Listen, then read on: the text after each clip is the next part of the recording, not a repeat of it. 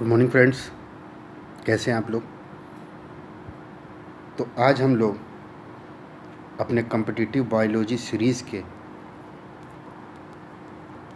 Last part पे पहुंच चुके हैं और ये आपका पार्ट 7 होगा, जिसको करने के बाद आप बायोलॉजी के सारे इम्पोर्टेंट कॉन्सेप्ट को समझ चुके होंगे।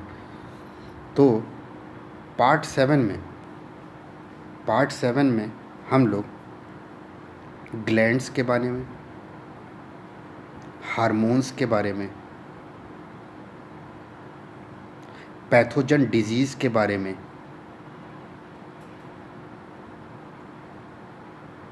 और न्यूट्रिएंट्स के बारे में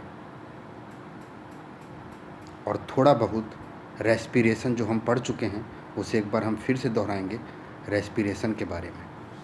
तो आपको इस वाले भाग में पार्ट 7 में ग्लैंड्स के बारे में, हार्मोन्स के बारे में, पैथोजेनिक डिजीज़ के बारे में, न्यूट्रिएंट्स के बारे में और रेस्पिरेशन के बारे में जानकारी मिलेगी।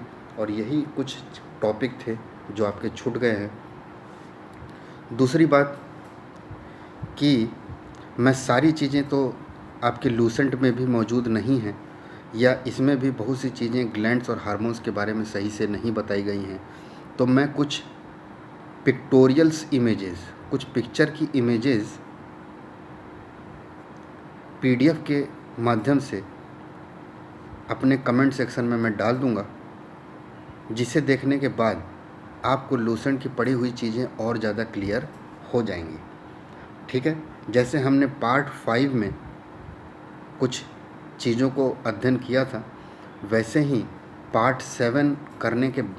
पार्ट 7 में जो चीज़ें छूट जाएंगी या जो चीज़ें इम्पोर्टेंट हैं, उन चीज़ों का एक भाग मैं पीडीएफ के रूप में कमेंट सेक्शन में भी आपको प्रोवाइड करा दूंगा। तो ठीक है, तो सबसे पहले हम लोग ग्लैंड से शुरुआत करते हैं। ठीक है, आइए ग्लैंड की तरफ चलते हैं।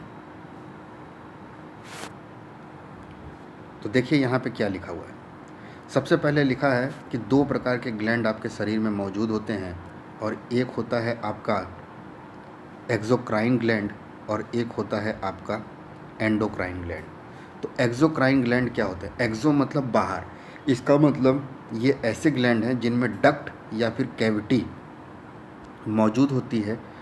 तो जिनके अंदर डक्ट या कैविटी मौजूद होती है उन्हें हम एक्सोक्राइन ग्लैंड कहते हैं। ठीक है, और इन एक्सोक्राइन ग्लैंड से ही आपके एंजाइम्स जो हैं वो सिक्रीट होते हैं। एंजाइम्स आपके सिक्रीट होते हैं एक्सोक्राइन ग्लैंड से, और एक्सोक्राइन ग्लैंड आपके क्या होते हैं? वो ग्लैंड जिनमें डक्ट मौजूद हो। तो इसके कुछ एग्जाम्पल हैं जो आप देख लीजिए: lactic gland, sweat gland, mucus gland और सलाइवरी ग्लैंड। ये सारी चीज़ों के बारे में आप पीछे पढ़ चुके हैं, बस आपको ये नाम याद रखना है कि ये चारों आपके क्या हैं? Exocrine gland. आइए एंडोक्राइन ग्लैंड पे। तो एंडोक्राइन ग्लैंड होते हैं आपके डक्टलेस, याद रखिएगा इनके अंदर कोई कैविटी मौजूद नहीं होती, और इनके द्वारा हार्मोन्स सिक्रीट किए जाते हैं। एंडोक्राइन ग्लैंड के द्वारा क्या सिक्रीट किए जाते हैं? हार्मोन्स सिक्रीट किए जाते हैं, और उनके द्वारा क्या सिक्रीट किए जाते थे? एंजाइम्स। आगे देखिए, तो कुछ एग्जाम्पल हैं। ये जो हार्मोन्स हैं ये डायरेक्ट अपने जिस पार्ट में इन्हें जाना है वहाँ पे ये जाते हैं ब्लड प्लाज्मा के माध्यम से और रिएक्शन शुरू कर देते हैं। तो कुछ important pituitary, thyroid, parathyroid gland हैं जो आपको एंडोक्राइन ग्लैंड में देखने को मिलते हैं। तो सबसे पहले हम लोग आते हैं पिट्यूटरी ग्लैंड पे, जो सबसे इम्पॉर्टेंट है। तो पिट्यूटरी ग्लैंड को देखिए, सबसे पहले तो आपको ये पता होना चाहिए कि ये आपके ब्रेन या फिर आपके फॉरहेड में मौजूद होता है। दूसरा, इसे हम लोग मास्टर ग्लैंड कहते हैं। क्या कहते हैं? मास्टर ग्लैंड, याद रखिएगा। और पिट्यूटरी ग्लैंड आपकी किसके द्वारा कंट्रोल होती है? हाइपोथैलेमस। ये भी आपके ब्रेन का पार्ट है, आपको मालूम है। तो हाइपोथैलेमस ही आपके पिट्यूटरी ग्लैंड के सिक्रीशन को कंट्रोल करता है, और पिट्यूटरी ग्लैंड ही आपका क्या होता है? Master gland. आगे आइए, तो पिट्यूटरी ग्लैंड से बहुत से हार्मोन्स निकलते हैं। तो कुछ हार्मोन्स हम पढ़ लेते हैं और समझते हैं कि इनका क्या मतलब है। तो सबसे पहले STH लिखा है, और STH में S का मतलब होता है सोमेटोट्रॉपिक, सोमेटोट्रॉपिक हार्मोन्स। तो इसका क्या मतलब है? देखिए, it controls the growth of the body, specially the growth of the bone. हमारी हड्डियों की आकार बढ़ाने का काम किसका है? सोमेटोट्रॉपिक हार्मोन्स का। तो अगर इनकी अगर ये एसटीएच हार्मोन ज़्यादा मात्रा में निकलने लगे तो बंदे की हाइट या मतलब आदमी की हाइट जो है वो बहुत ज़्यादा बढ़ने लगती है और उसे गाइगेंटिज्म और एक्रोमेगेली का सामना करना पड़ता है। कब? जब हमारा एसटीएच का हार्मोन ज़्यादा निकलने लगे। लेकिन यही एसटीएच का हार्मोन अगर कम निकलने लगे तो हमें किस चीज़ का सामना करना पड़ेगा? ड्वार्फिज्म। और ड्वार्फिज्म मतलब होता है आकार छोटा हो जाना या बौना हो जाना। ठीक है, आगे आइए। आगे आता है आपके पास टीएसएच। तो टीएसएच का क्या काम है? ये है आपका थायराइड स्टिमुलेटिंग, मतलब थायराइड हार्मोन को स्टिमुलेट करना। तो इसमें क्या कहेंगे? It stimulates the thyroid gland to secrete hormone. Thyroid gland को हार्मोन सिक्रीट करने के लिए कौन उकसाता है? आपका टीएसएच हार्मोन। आगे आइए एसीटीएच हार्मोन पे। तो ये हो गया एड्रीनो, और एड्रीनो का मतलब मैंने आपको बता दिया है किडनी से संबंधित है। तो इसका मतलब आपके एड्रीनल कॉर्टेक्स से या एड्रीनल कॉर्टेक्स का जो सिक्रीशन होता है वो किसके द्वारा होता है? एसीटीएच हार्मोन के द्वारा होता है। ठीक है, it controls the secretion of adrenal cortex. आगे आइए जीटीएच पे। तो जीटीएच हो गया ग्रोथ, और ग्रोथ इसका मतलब it controls the function of gonads. हमारे गोनाड्स क्या हैं? टेस्टिस। आदमी में टेस्टिस हैं और औरत में ओवरी, जिनके द्वारा रिप्रोडक्शन होता है। ये हम लोगों के सेक्स ऑर्गन होते हैं, आपको पता होना चाहिए। तो जीटीएच आपका क्या करता है? ये हमारे गोनाड्स के फंक्शन को कंट्रोल करता है। आगे आइए एफएसएच हार्मोन। एफएसएच में एफ का मतलब है फॉलिकल, फॉलिकल स्टिमुलेटिंग हार्मोन। अब इसमें देखिए क्या है? Follicle stimulating in male it stimulates the spermatogenesis in the seminiferous tubules of the testis, and in female it stimulates the Graafian follicles of the ovary to secrete hormone ओएस्ट्रोजन। ये दोनों important point हैं। आपके FSH hormone mail में sperm बनाने का काम जो है, या स्पर्मेटोजेनेसिस जिस माध्यम से आपके स्पर्म बनते हैं या वीर्य बनता है, वो हो गया आपका क्या? एफएसएच हार्मोन मेल में काम करता है स्पर्मेटोजेनेसिस के लिए। और ये सेमिनेफ्रस ट्यूब्यूल्स, जब आप टेस्टिस के बारे में पढ़ेंगे या जब मेल सेक्स ऑर्गन के बारे में पढ़ेंगे तो उसमें आपको सेमिनेफ्रस ट्यूब्यूल्स का नाम देखने को मिलेगा। आगे आइए, अगर मैं फीमेल की बात करूं तो फीमेल में ओएस्ट्रोजन हार्मोन्स बनाने के लिए, ये फीमेल के हार्मोन है, ठीक है, ओएस्ट्रोजन हार्मोन बनाने के लिए आपका क्या होता है? इसका फॉलिकल स्टिमुलेटिंग हार्मोन का इस्तेमाल होता है। एक चीज़ हमें और याद रखनी है, ये ओएस्ट्रोजन हार्मोन कहाँ से सिक्रीट होते हैं? ओवरी से सिक्रीट होते हैं। ठीक है, आगे आइए। आगे आता है आपके पास एलएच। एलएच का होता है ल्यूटनाइजिंग हार्मोन। तो देखिए इसमें क्या लिखा है? Secretion of testosterone hormones takes place in male and female estrogen hormone is secreted. देखिए यहाँ पे ओएस्ट्रोजन लिखा गया था, और ओएस्ट्रोजन एक फीमेल का ही हार्मोन्स है। उसी तरीके से जो आपका एलएच या ल्यूटिनाइजिंग हार्मोन है वो मेल में टेस्टोस्टेरोन का सिक्रीशन करता है, टेस्टोस्टेरोन हार्मोन का सिक्रीशन करता है, और फीमेल में किसका सिक्रीशन करता है? एस्ट्रोजन। यहाँ पे देखिए ES है और वो ओएस्ट्रोजन था। तो एस्ट्रोजन आपका किससे निकलता है? एलएच हार्मोन से।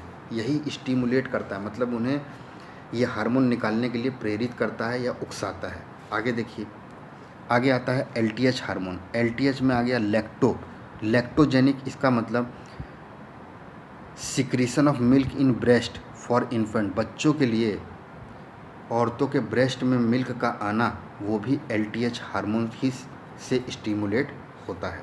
आगे आइए एडीएच। और एडीएच का क्या लिखा है? Anti diuretic. और एंटी डायरोटिक का क्या काम हो गया? ये हमारे ब्लड प्रेशर को बढ़ाता है, दूसरा हमारी बॉडी में वाटर बैलेंस का काम करता है कौन? एडीएच।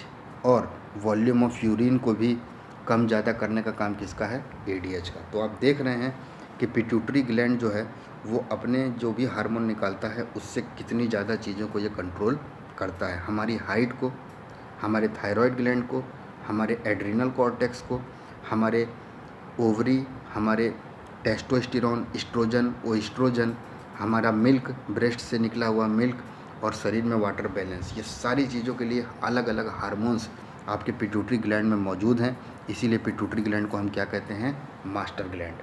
आगे आइए, आगे आपके पास आता है थायराइड ग्लैंड। तो थायराइड ग्लैंड सबसे पहले आपको मालूम होना चाहिए कि हम लोगों का लैरनेक्स या नेक के नीचे लैरनेक्स में रेस्पिरेटरी, जहाँ से हमारा रेस्पिरेटरी शुरू होता है, तो थ्रोट ऑफ मैन में, आदमी के थ्रोट में थायराइड ग्लैंड मौजूद होता है। गोइटर आप समझे होंगे, घेंगा की बीमारी जो होती है गोइटर की कमी आयोडीन से, वो सब आपके थायराइड का ही है। तो यह हमारे नेक में या थ्रोट में मौजूद होता है। दूसरा, थायराइड ग्लैंड से दो हार्मोन सिक्रीट होते हैं। थायराइड ग्लैंड से दो हार्मोन सिक्रीट होते हैं, थायरोक्सिन और ट्राइडोइथायरोनिन। आपको थायरोक्सिन याद रखना है, ये आपको याद रखने की ज़रूरत नहीं है। आगे देखिए, iodine is secretes in more quantity, और इसके अंदर आयोडीन के सिक्रीशन से संबंधित है आपका थायरोक्सिन। आगे आइए, अगर मैं थायरोक्सिन के फंक्शन की बात करूं तो हमारे सेल के रेस्पिरेशन को बढ़ाने का काम करता है, ये इम्पॉर्टेंट है। आगे, it is necessary for the normal growth of the body, हमारी बॉडी के नॉर्मल ग्रोथ के लिए भी नमक में आयोडीन होना बहुत ज़रूरी है। हमारे रिप्रोडक्टिव ऑर्गन का नॉर्मल फंक्शनिंग भी आपके थायराइड ग्लैंड से ही संबंधित है। और आपका वाटर बैलेंस बॉडी में in the coordination with pituitary gland, हमें मालूम है कि पिट्यूटरी ग्लैंड ही आपके थायराइड हार्मोन को क्या करता है, स्टिमुलेट करता है। तो इसका मतलब पिट्यूटरी ग्लैंड की मदद से ये दोनों लोग आपके शरीर में क्या करते हैं, वाटर बैलेंस करते हैं। ठीक है, आगे आइए, आगे आता है कि थायरोक्सिन की कमी से क्या क्या बीमारी होती है। तो 3-4 बीमारी हैं, आप याद रख लीजिए, गोइटर, हाइपोथायरॉयडिज्म, मिक्सीडिमा और क्रेटेनिज्म। आपको केवल नाम याद रखने हैं, ये बीमारी में होता क्या है ये आपको समझने की ज़रूरत नहीं है। क्रेटेनिज्म, मैक्सीडिमा, हाइपोथायरॉयडिज्म और गोइटर। ठीक है, समझ गए। क्रेटेनिज्म में आपके बच्चे जिनकी मेंटल और फिजिकल रिटार्डेशन होती है। मिक्साडिमा में, in this disease which is normally attacked during the youth, the metabolism does not take place properly and which causes reduction in heartbeat और blood pressure। हमारा मेटाबॉलिज्म, शरीर के अंदर पाचन और हम लोगों का कैटाबॉलिज्म और एनाबॉलिक एक्टिविटी जो भी हमारे शरीर में होती है, उन सब के अंदर दिक्कतें आना शुरू हो जाती हैं, जिसके कारण हम लोगों की हार्ट बीट और ब्लड प्रेशर बढ़ता है, तो वो मिक्सीडिमा है। हाइपोथायरॉयडिज्म में क्या होता है, आपके थायरोक्सिन, हाइपो, आपको मालूम होना चाहिए, हाइपो मतलब होता है कम और हाइपर मतलब होता है ज़्यादा। ठीक है, तो हाइपोथायरॉयडिज्म में आपको क्या देखने को मिला है, थायरोक्सिन हार्मोन कम सिक्रीट होते हैं।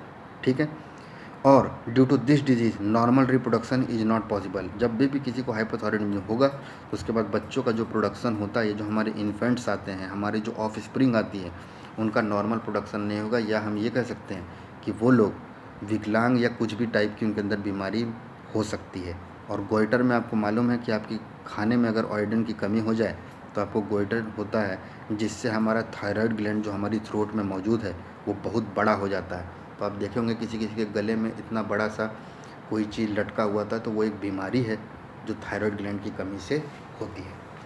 आगे आइए, अब आता है हमारे पास, ये तो हो गया आपका डेफिशिएंसी का, जब थायरोक्सिन हार्मोन का क्या हो, डेफिशिएंसी हो। अब आते हैं अगर एक्सेसिव हो जाए, अगर एक्सेसिव हो जाए तो एक्सोपेथेल्मिक गोइटर, गोइटर का ही दूसरा नाम है एक्सोपेथेल्मिक गोइटर। और इसके अंदर क्या होता है, आपकी आइज़ बाहर निकलना शुरू हो जाती हैं बड़ी बड़ी सी, ठीक है, आई सॉकेट से। ठीक है, और इस समय पे क्योंकि आपके शरीर में थायराइड बहुत ज़्यादा बन रहा है, तो आपकी मेटाबॉलिक रेट बहुत ज़्यादा तेज़ी से हो रही है, नॉर्मल रेट से बहुत ज़्यादा तेज़ी से हो रही है, इसीलिए आपको एक्सोपेथेल्मिक गोइटर का सामना करना पड़ता है। आगे आइए, parathyroid gland, this is situated in the right back of the thyroid gland. ये आपके थायराइड ग्लैंड के राइट साइड में या राइट बैक में पैराथायराइड ग्लैंड थायराइड के साथ ही होता है, और इससे दो हार्मोन सिक्रीट होते हैं, कौन से, पैराथायराइड और सेल्सीटोनिन। याद रखिएगा, सेल्सीटोनिन बहुत पूछता है, सेल्सीटोनिन। तो पैराथायराइड हार्मोन का काम क्या है, this hormone is secreted when there is deficiency of calcium in the blood. जब हमारे ब्लड में कैल्शियम की कमी होने लगती है तब पैराथायराइड ग्लैंड इस वाले हार्मोन को सिक्रीट करता है। आगे आइए सेल्सीटोनिन पे, this hormone is released when there is excess of calcium in the blood. जब आपके शरीर में कैल्शियम की मात्रा या आपके ब्लड में कैल्शियम की मात्रा ज़्यादा हो जाए तब इस वाले हार्मोन का सिक्रीशन होता है। तो हमारे कैल्शियम बैलेंस के लिए ही पैराथायराइड और सेल्सीटोनिन का काम होता है। Hence hormone secreted bye parathyroid control the quantity of calcium in the blood. हमारे ब्लड में कैल्शियम की मात्रा को कंट्रोल करने का काम किसका है? पैराथायरॉइड ग्लैंड्स का। यहाँ तक कोई दिक्कत? कोई दिक्कत नहीं। आगे आइए। आगे आता है आपके पास एड्रीनल ग्लैंड। तो एड्रीनल ग्लैंड के दो पार्ट होते हैं। मुझे मालूम है कि एड्रीनल ग्लैंड किडनी के ऊपर पाया जाता है, और एड्रीनल ग्लैंड के दो पार्ट कौन से हैं? एक है कॉर्टेक्स और एक है मेडुला, जिसमें कॉर्टेक्स किडनी के बाहर वाला भाग होता है और अंदर वाला भाग क्या कहलाता है? मेडुला। ठीक है, आगे आइए। तो हार्मोन्स जो कॉर्टेक्स के द्वारा सिक्रीट होते हैं, आपको यहाँ पे सारा नाम याद करने की ज़रूरत नहीं है, जो मैं बता रहा हूँ बस वो याद रखिए। देखिए कॉर्टेक्स लिखा है तो वहाँ से कॉर्ट निकला और आगे इन्होंने कॉर्टिकॉइड्स लगा दिया। तो आप इतना बस ध्यान रखिए कि जो कॉर्टिकॉइड्स हैं वो भी आपके एड्रिनल ग्लैंड से ही सिक्रीट होते हैं। अब देखिए, अगर ग्लूकोकॉर्टिकॉइड्स लिखा है तो ग्लूकोज, जिसका मतलब कार्बोहाइड्रेट का आपके कार्बोहाइड्रेट, प्रोटीन और फैट, इन लोगों का मेटाबॉलिज्म हो रहा है। और अगर मिनरल कॉर्टिकॉइड्स लिखा है तो इसका मतलब आपके शरीर में reabsorption of ion by kidney ducts and to control the quantity of other in the body. हमारे बॉडी में मिनरल का रीएब्जॉर्प्शन और एब्जॉर्प्शन किडनी करता है ताकि हमारे शरीर में वाटर बैलेंस रहे। आगे सेक्सुअल बिहेवियर और सेक्सुअल कैरेक्टरिस्टिक हम लोगों के अंदर जो आती है, उसके अंदर भी आपके एड्रिनल ग्लैंड का योगदान होता है। Cortex is essential for life. If this is extracted completely from the body, human will alive for a week or two. Cortex हमारी शरीर के लिए बहुत ही ज़रूरी है, और अगर इसे शरीर से बाहर निकाल दिया तो हफ्ते भर या 2 हफ्ते में आदमी का मरना तय है। In case of deformation of cortex, अगर आपका कॉर्टेक्स ख़राब होने लगता है तो आपके शरीर की मेटाबॉलिक एक्टिविटी भी ख़राब होने लगती है, और मेटाबॉलिक एक्टिविटी जब ख़राब होने लगती है तब आपके शरीर में एक बीमारी जन्म लेती है जिसे हम क्या कहते हैं?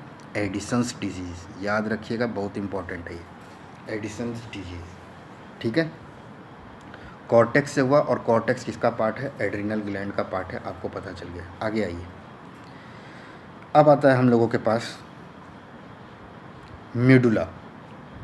ठीक है, तो मेडुला में आप समझिए कि मेडुला के द्वारा 2 हार्मोन सिक्रीट होते हैं, एपिनेफ्रिन और नॉर एपिनेफ्रिन, और दोनों के दोनों आपके क्या हैं? एमिनो एसिड हैं। और एमिनो एसिड किसका लास्ट प्रोडक्ट होता है? प्रोटीन का। ठीक है, आगे देखिए। The work of both the hormones are similar. The work of both the hormones is similar. These equally increase the relaxation and contraction of the heart muscles. हमारी heart के muscle का कॉन्ट्रैक्शन और relaxation होने के ऊपर आपके medulla के इन दोनों हार्मोन्स का बहुत बड़ा योगदान है। As a result the blood pressure increases. ठीक है, तो शरीर में ब्लड प्रेशर को भी संभालने के काम में आपके इन मेडुला का इस्तेमाल होता है। In case of sudden stop of heart beat, मान लीजिए आपकी जो दिल की धड़कन है वो अचानक से रुक जाए, then only epinephrine is helpful in restarting the heart beat. तो ये जो एपिनेफ्रिन मेडुला में है, यही हमारे हार्ट बीट को दोबारा फिर से रीस्टार्ट करता है। The hormone secreted by adrenal gland is called fight, flight, fright, fight. आपको 3 F के नाम से जाना जाता है आपके एड्रिनल हार्मोन को, या मैं ये कहूँ कि अब देखते हैं कभी भी जैसे क्रिकेट हो या बॉक्सिंग हो तो वहाँ पे एड्रीनलिन के इंजेक्शंस लगते हैं, जिससे इंसान की फ़िज़िकल कैपेसिटी बहुत ही ज़्यादा तेज़ हो जाती है। ये एक तरीके का ड्रग है जो वॉर या इन जगहों पे, सर्जरी में, हर जगह पे इस्तेमाल होता है, जिसमें हम लोगों की फ़िज़िकल कैपेसिटी हम लोगों की क्षमता से बहुत ज़्यादा हो जाती है। इसका मतलब लड़ाई, उड़ाई और डर और भागना और लड़ाई करना, इन तीनों में आपकी फ़िज़िकल कैपेसिटी के अंदर बहुत बड़ा चेंज होता है। इसीलिए आपके एड्रिनल ग्लैंड को, या जो हार्मोन एड्रिनल ग्लैंड से सिक्रीट होते हैं, उन्हें फाइट, फ्लाइट और फ्राइट कहते हैं। यहाँ तक आपको कोई दिक्कत नहीं। आगे आइए। आगे आता है आपके पास गोनाड्स। तो गोनाड्स मैंने आपको बताया सेक्स ऑर्गन से रिलेटेड है। तो सबसे पहले ओवरी पे आइए। तो ओवरी किस में मौजूद है? फीमेल में। तो इसमें आपको 3 हार्मोन मिलेंगे ओवरी के द्वारा जो सिक्रीट होते हैं, एस्ट्रोजन, प्रोजेस्टेरॉन, रिलैक्सिन। 3 प्रकार के हार्मोन आपके ओवरी से सिक्रीट होते हैं। It completes the increase of oviduct. Estrogen का काम क्या है? हमारे ओवरी में ओविडक्ट की संख्या बढ़ाना। और प्रोजेस्टेरॉन का काम क्या है? हम जो औरतों का प्रेगनेंसी या किसी भी समय पे जब बच्चा होने वाला होता है तो उस समय पे एक पूरा जगह पेट में बन जाता है जिसे हम यूटेरस कहते हैं, और उस यूटेरस की, उस पेट की जो वॉल है या जो उसका बाहरी भाग है उसको थिक करने का काम, किसका है? प्रोजेस्टेरॉन का। आगे समझ में यहाँ तक? आगे आइए। आगे आता है रिलैक्सिन। तो रिलैक्सिन मतलब क्या है? During pregnancy it is found in the uterus और प्लेसेंटा। ये रिलैक्सिन हार्मोन प्रेगनेंसी के समय पे यूटेरस और प्लेसेंटा में मौजूद होते हैं। यहाँ तक आपको कोई दिक्कत?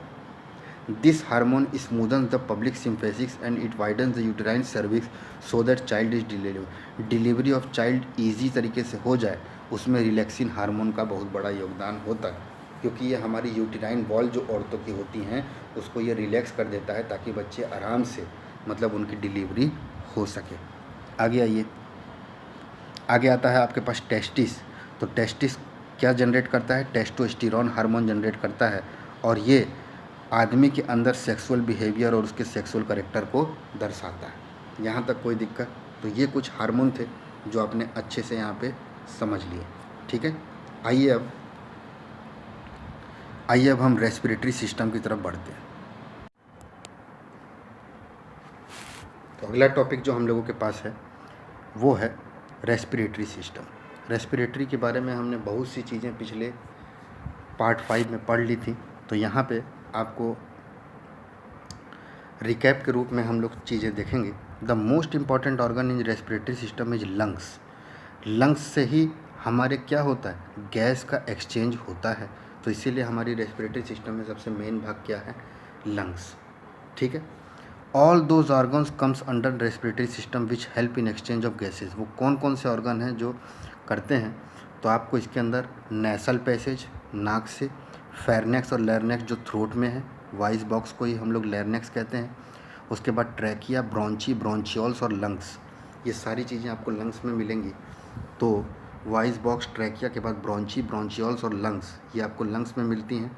ये सारी चीज़ें आपकी क्या हैं? रेस्पिरेटरी सिस्टम का पार्ट है। तो आइए सबसे पहले हम नेसल पैसेज को देखते हैं। स्निफिंग, कोई चीज़ सूंघना, और इसके अंदर म्यूकस मेम्ब्रेन प्रेजेंट रहता है हमारे नेसल पैसेज में, जो नाक से हम लोग सूंघते हैं। और इस म्यूकस का काम क्या है? It prevents the particle of sand, bacteria and other small organism from entering in the body. ये म्यूकस मेम्ब्रेन का काम बस यही है कि हमारे शरीर में बाहर के जो पार्टिकल्स हैं उन्हें आने से ये रोकता है, ठीक है। आगे आइए फेरनेक्स पे। फेरनेक्स आपके नेसल कैविटी के नीचे या पीछे मौजूद रहता है। और जब आप वॉइस बॉक्स पे आएंगे तो वॉइस बॉक्स में इन्होंने लिखा है जो फेरनेक्स को कनेक्ट करता है, the part of respiratory way which connect pharynx with trachea. आपके ट्रैकिया और फेरनेक्स के बीच में वॉइस बॉक्स मौजूद रहता है, ठीक है। और इसे हम लोग क्या बोलते हैं? लैरनेक्स और या वॉइस बॉक्स। ये साउंड, आवाज़ निकालने के काम में आता है।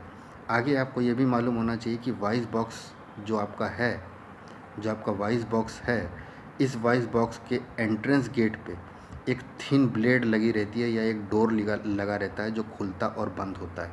तो इस डोर को हम लोग क्या कहते हैं? एपीग्लॉटिस। एपीग्लॉटिस, याद रखिएगा, ये वर्ड बहुत इंपॉर्टेंट है।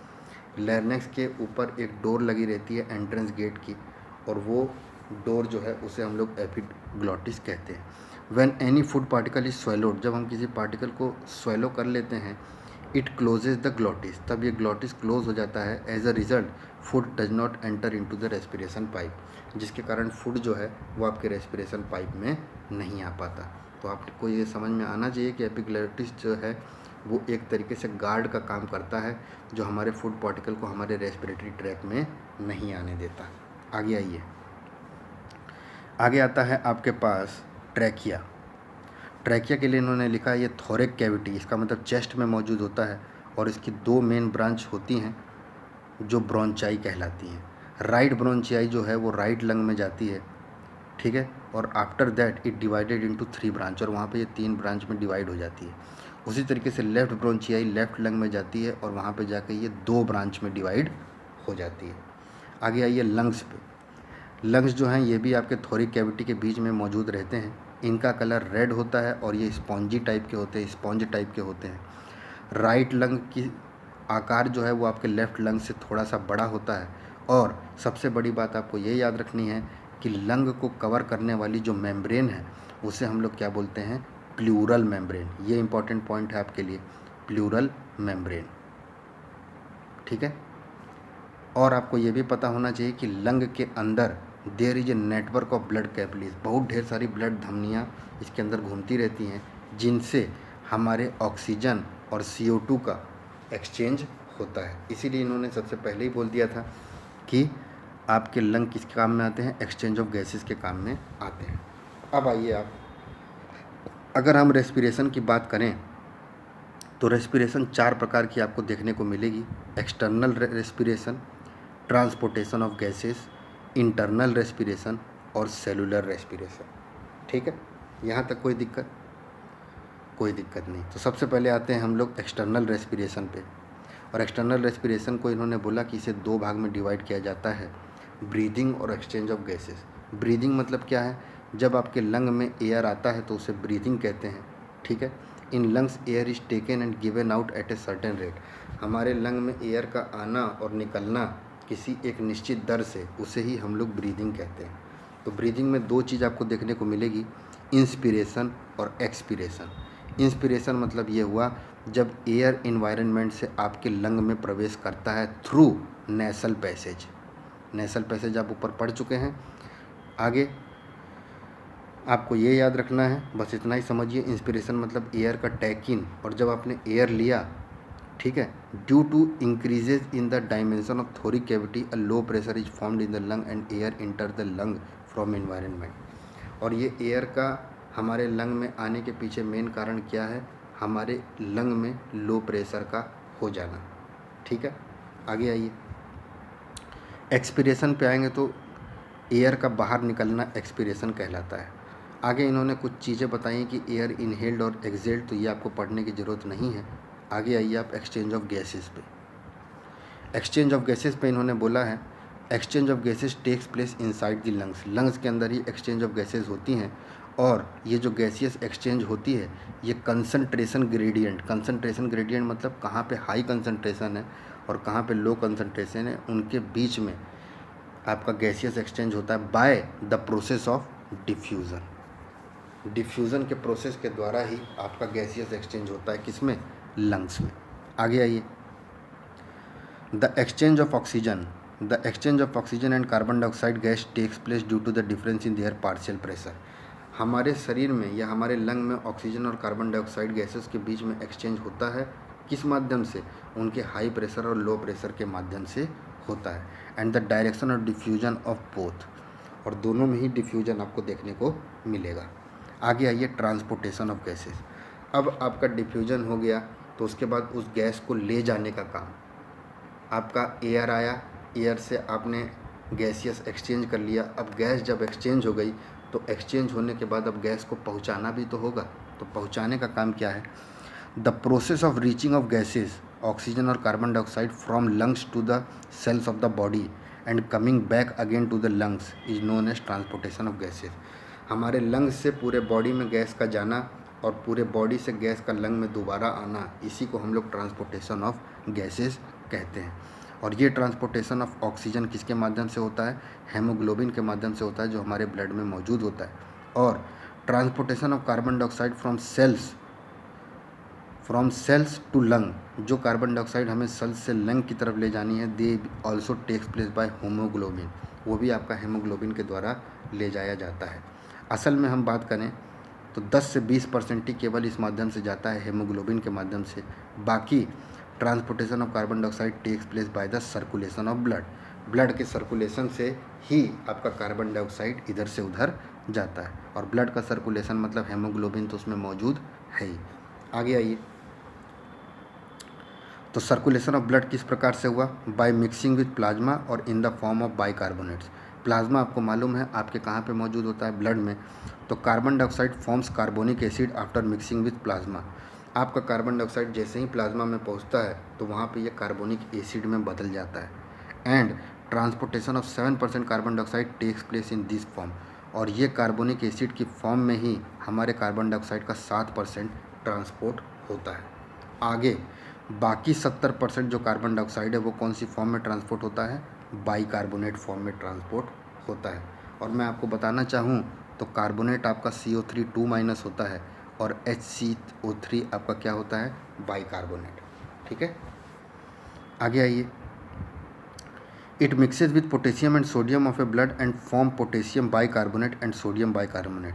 ब्लड के अंदर जो पोटेशियम और सोडियम मौजूद है उसमें ये कार्बन डाइऑक्साइड क्या बनाता है? पोटेशियम बाइकार्बोनेट और सोडियम बाइकार्बोनेट। यहाँ तक आपको कोई दिक्कत नहीं। आगे आइए। अब आते हैं हम लोग इंटरनल रेस्पिरेशन पे। Inside the body gaseous exchange takes place between blood and tissue. हमारी बॉडी के अंदर जो गैस का एक्सचेंज होता है वो ब्लड और टिश्यू के फ्लूइड के बीच में भी होता है और उसे ही हम लोग इंटरनल रेस्पिरेशन कहते हैं। The gaseous exchange in lungs के अंदर जो हो रहा है उसे एक्सटर्नल रेस्पिरेशन कहे, और हमारे ब्लड और टिश्यू जो हमारी बॉडी के अंदर मौजूद है उसके अंदर जो रेस्पिरेशन हो रहा है उसे हम इंटरनल रेस्पिरेशन कहेंगे। आगे आइए आप सेलुलर रेस्पिरेशन पे, जिसके बारे में हमने पीछे बहुत चर्चा करी थी, अब हम उसे देखते हैं। सबसे पहले तो आपको ये देखना है कि सेलुलर रेस्पिरेशन का मेन भाग है कि ग्लूकोज का ऑक्सीडाइजेशन होता है। जब भी ग्लूकोज का ऑक्सीडाइजेशन आपके सेल में हो तो आप समझ लीजिए वो क्या है? सेलुलर रेस्पिरेशन है।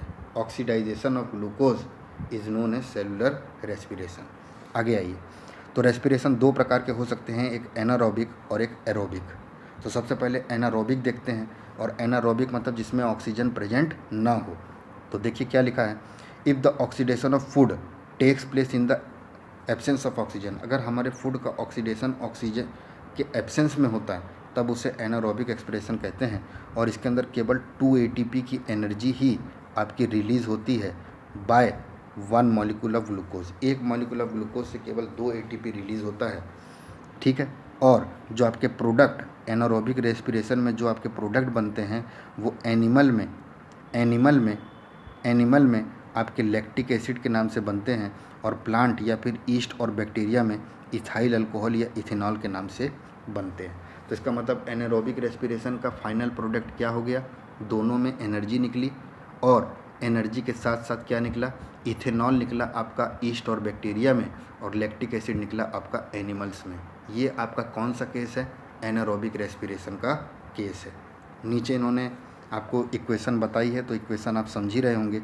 लैक्टिक एसिड और इथाइल अल्कोहल, बाकी एनर्जी इन प्लांट और एनर्जी इन एनिमल। अब आते हैं हम लोग एरोबिक रेस्पिरेशन पे, ध्यान से समझिएगा।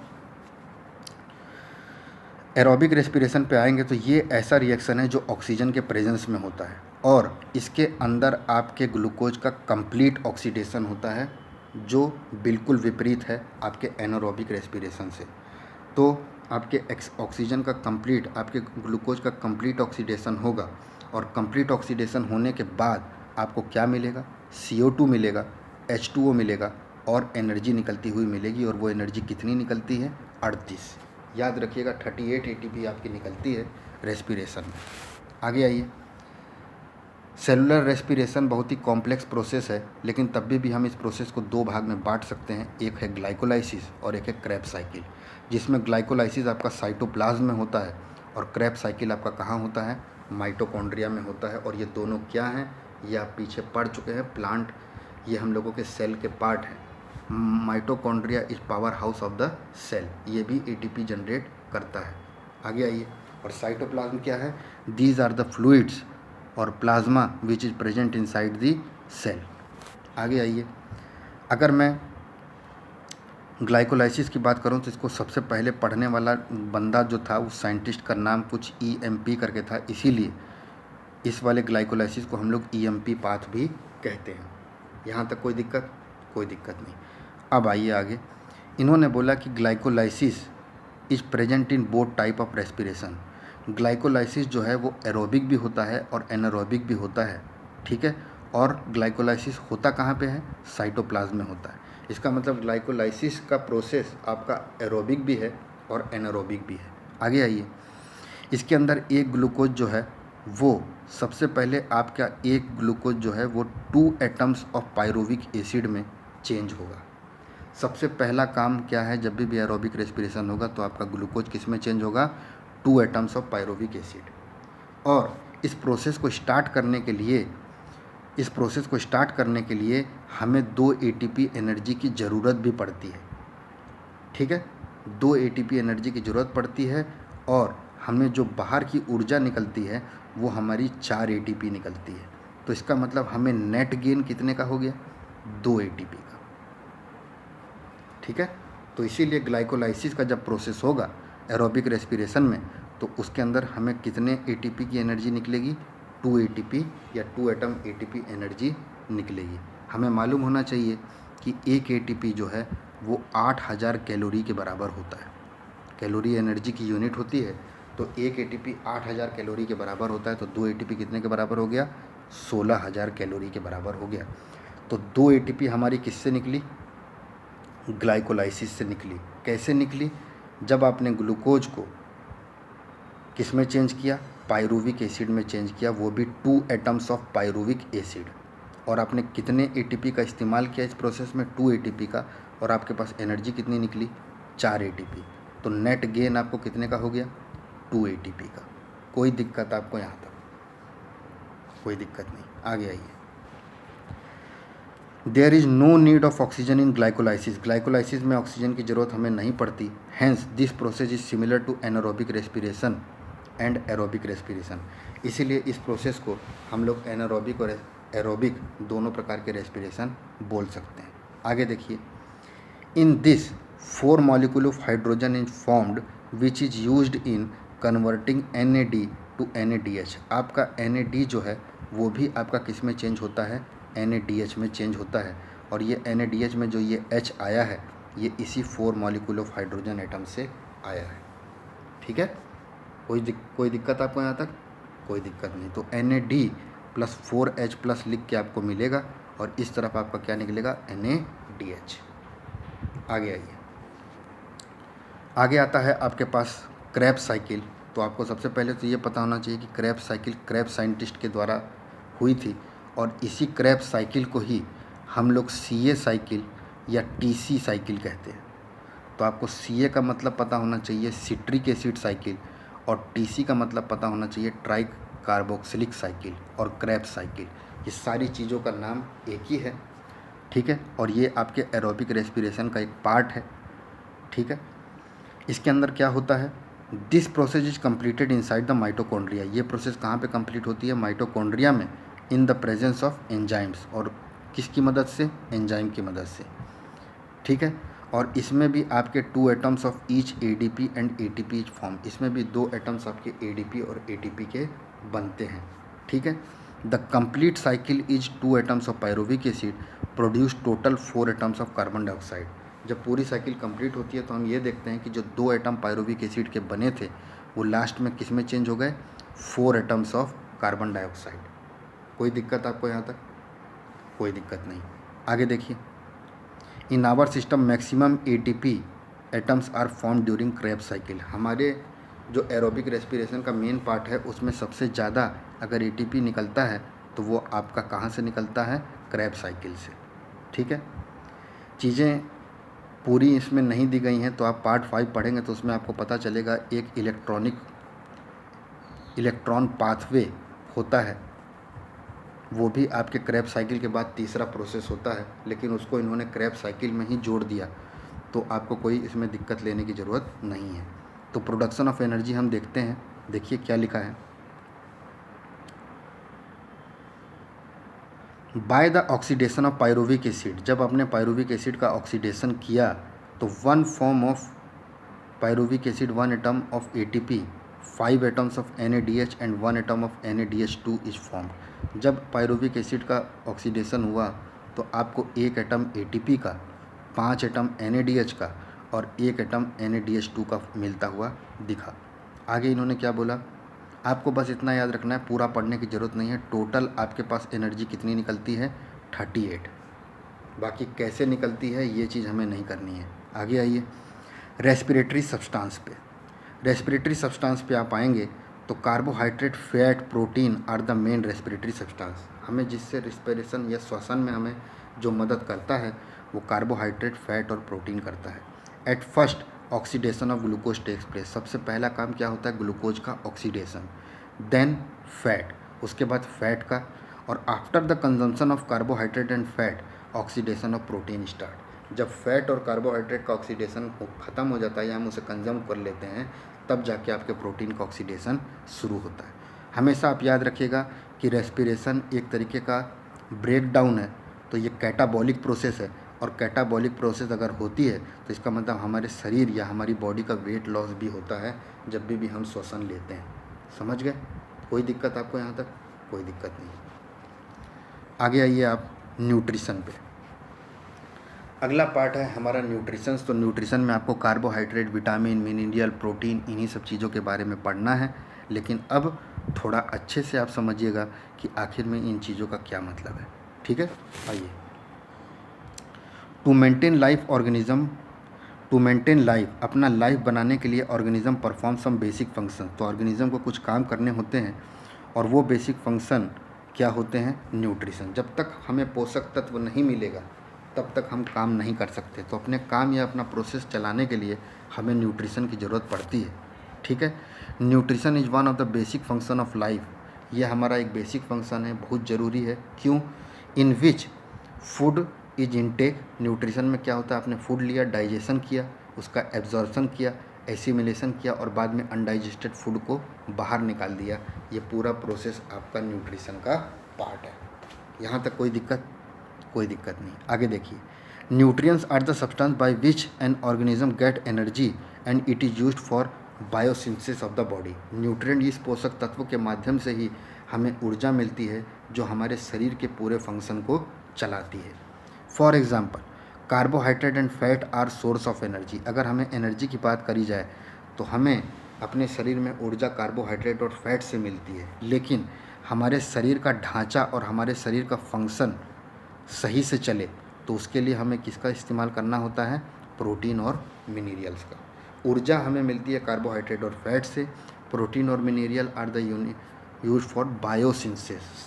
हमारे जितनी भी जैविक प्रक्रिया है उसका काम कौन करता है, प्रोटीन और मिनरल्स।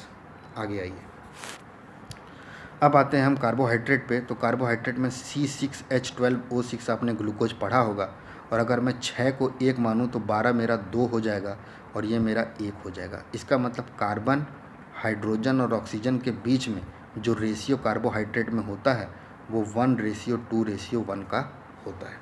यहाँ तक कोई दिक्कत? कोई दिक्कत नहीं। आगे आइए, carbohydrates are organic compound in which, इनका रेशियो इतना है। Carbohydrates in the form of sugar and starch.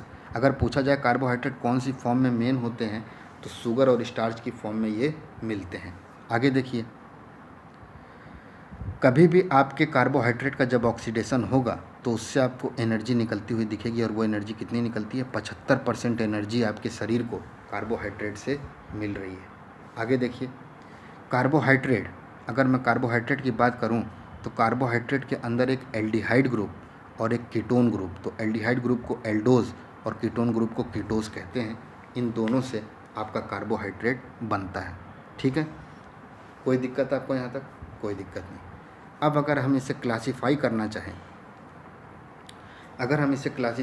चाहें, कि कितने प्रकार के कार्बोहाइड्रेट होते हैं, तो आपको पता चलेगा कि ये मोनो, ओलिगो और पॉली, 3 प्रकार के आपको कार्बोहाइड्रेट मिलेंगे। तो मोनो में क्या है आपका, मोनो हो गया तो एक, इसका मतलब ये सिंपल शुगर होते हैं जिनके अंदर केवल एक सिंगल आपको कीटोन यूनिट मिलती है। हमने अभी पीछे पढ़ा कि एल्डिहाइड ग्रुप या कीटोन ग्रुप होगा, तो अगर एक सिंपल शुगर जो एक सिंगल कीटोन यूनिट से मिलकर बना हो तो उसे मोनोसैकराइड कहते हैं। और मोनोसैकराइड के एग्जाम्पल में आपको 2 नाम याद रखने हैं, ट्रायोज और पेंटोज। ट्रायोज और पेंटोज। इसी तरीके से जब ओलिगोसैकराइड में आएंगे तो उसमें 2 से 10 मोनोसैकराइड जब आपस में मिलेंगे तो उससे आपको क्या मिलेगा, ओलिगोसैकराइड। इसके एग्जाम्पल कौन से हैं, माल्टोज, सुक्रोज और लैक्टोज। ये कुछ डाइसैकराइड है। ठीक है, they are made up of 2 monosaccharide, 2 monosaccharide से मिलके बने होते हैं। अब आइए पॉलीसैकराइड पे। तो पॉलीसैकराइड में 2-10 नहीं होते, बल्कि बहुत ढेर सारे मोनोसैकराइड जब एक साथ मिल जाएं या एक चेन बना ले तो उसे हम पॉलीसैकराइड कहते हैं। और पॉलीसेक्राइड के एग्जाम्पल बहुत पूछे जाते हैं, स्टार्च, ग्लाइकोजन, सेलुलोज और चिटिन। ये सारों के बारे में आपने पीछे के लेक्चर में पढ़ लिया है, तो दोबारा मेरे को इस चीज़ का बताने का कोई बात बनता नहीं है। स्टार्च, ग्लाइकोजन, सेलुलोज और चिटिन ये आपके पॉलीसेक्राइड हो गए। माल्टोज, सुक्रोज और लैक्टोज ये आपके ओलिगो हो गए। और ट्रायोज और पेंटोज आपके क्या हो गए, मोनो। यहाँ तक आपको कोई दिक्कत, मेरे ख्याल से कोई दिक्कत नहीं होनी चाहिए। आगे आइए, आगे आते हैं हम लोग फंक्शन पे। अगर कार्बोहाइड्रेट के फंक्शन की बात करा जाए तो कार्बोहाइड्रेट हमारे शरीर में ईंधन की तरीके से काम करता है, ठीक है। और हमेशा जब भी आप रेस्पिरेशन करते हैं तो उसमें ग्लूकोज का ब्रेकडाउन होता है या ऑक्सीडेशन होता है, और वो CO2 H2O के साथ एनर्जी रिलीज़ करता है। वो एनर्जी कितनी होती है, 38 ATP, ठीक है। आगे आइए, nucleic acids are polymer of nucleosides and nucleotides and contain pentose sugar. ये इंपॉर्टेंट पॉइंट इसलिए बता रहा है कि जब आप DNA और RNA का स्ट्रक्चर पढ़ेंगे तो उसके अंदर आपको न्यूक्लियोसाइड, न्यूक्लियोटाइड और पेंटोज शुगर मिलते हैं। ये पेंटोज शुगर मेरे ख्याल से आपको पता होना चाहिए कि AGTC, एडिनाइन, गिनाइन, थायमाइन और सिनाइन, ये मेरे को जानकारी नहीं है, लेकिन AGTC ये सब जो हैं ये आपके पेंटोज शुगर होते हैं DNA में। यहाँ तक आपको कोई दिक्कत? तो न्यूक्लिक एसिड में जो पॉलीमर बनता है उसमें भी आपको पेंटोज शुगर देखने को मिलता है। आगे आइए, और शुगर इसलिए बोल रहा है क्योंकि ये कार्बोहाइड्रेट की बात कर रहा है। आगे आइए, जब हम अपने दूध, लैक्टोज ऑफ मिल्क, हमारा जो मिल्क में जो लैक्टोज प्रेजेंट होता है वो आपका किससे मिल के बना होता है, ग्लूकोज और गैलेक्टोज से मिल के बना होता है। इसी तरीके से glucose is used for the formation of fat and amino acid. हमारे शरीर में फैट और एमिनो एसिड के बनाने में भी ग्लूकोज का इस्तेमाल होता है। आगे देखिए, carbon skeleton of monosaccharide is used in the formation of fatty acid, chitin और सेलुलोज। मोनोसेक्राइड का इस्तेमाल करके हम बड़े बड़े जो पॉलीसेक्राइड हैं उनका भी निर्माण करते हैं। तो ये आपको समझ में आ गया कार्बोहाइड्रेट। कोई दिक्कत इसमें आपको? मेरे ख्याल से कोई दिक्कत नहीं होगी। आगे चलिए, अगर सोर्स की बात करें तो आपको व्हीट, राइस, दो चीज़ आप ज़रूर याद रखिएगा, और मेज, ये तीन आपके मेन सोर्स हैं। इसके अलावा तो होंगे ही, लेकिन मेन आपको व्हीट, राइस और मेज से मिलके बनता है। यहाँ तक कोई दिक्कत आपको? ठीक है। आइए प्रोटीन पे। अब प्रोटीन क्या है? तो प्रोटीन सबसे पहले तो किस साइंटिस्ट ने प्रोटीन वर्ड को निकाला, वो है जे बर्जीलियस। आगे देखिए, अगर प्रोटीन की बात करें तो प्रोटीन हमेशा एमिनो एसिड से मिलके बना होता है। तो it is made up of 20 type of amino acids. यहाँ तक आपको कोई दिक्कत? हमारे शरीर में 15% चीज़ें आपके प्रोटीन से ही मिलके बनी हुई हैं। और सबसे बड़ी बात, प्रोटीन में कार्बन, हाइड्रोजन और ऑक्सीजन तो रहता ही रहता है, साथ में एक इम्पॉर्टेंट कंपाउंड और रहता है, और उसका क्या नाम है, नाइट्रोजन। ठीक है, हमने अभी पीछे पढ़ा था CHO ग्लूकोज में है, लेकिन यहाँ पे आपको नाइट्रोजन भी देखने को मिलेगा। आगे आइए,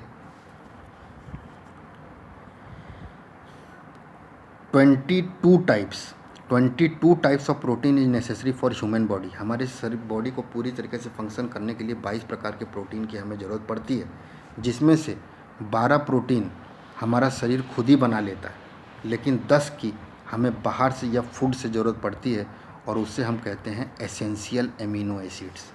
जो बाहर से आपको चीज़ें लेनी पड़ रही हैं, जो हमारा शरीर खुद नहीं बना पा रहा, उसे एसेंशियल एमिनो एसिड्स कहते हैं। समझ गए? और एमिनो एसिड्स असल में है क्या, प्रोटीन ही है वो। ठीक है, आगे आइए। अब आता है टाइप्स पे, ध्यान से समझिएगा। टाइप्स में अगर देखा जाए तो ये 3 प्रकार से बांटे जाते हैं, सिंपल, कंजुगेटेड और डिराइव्ड।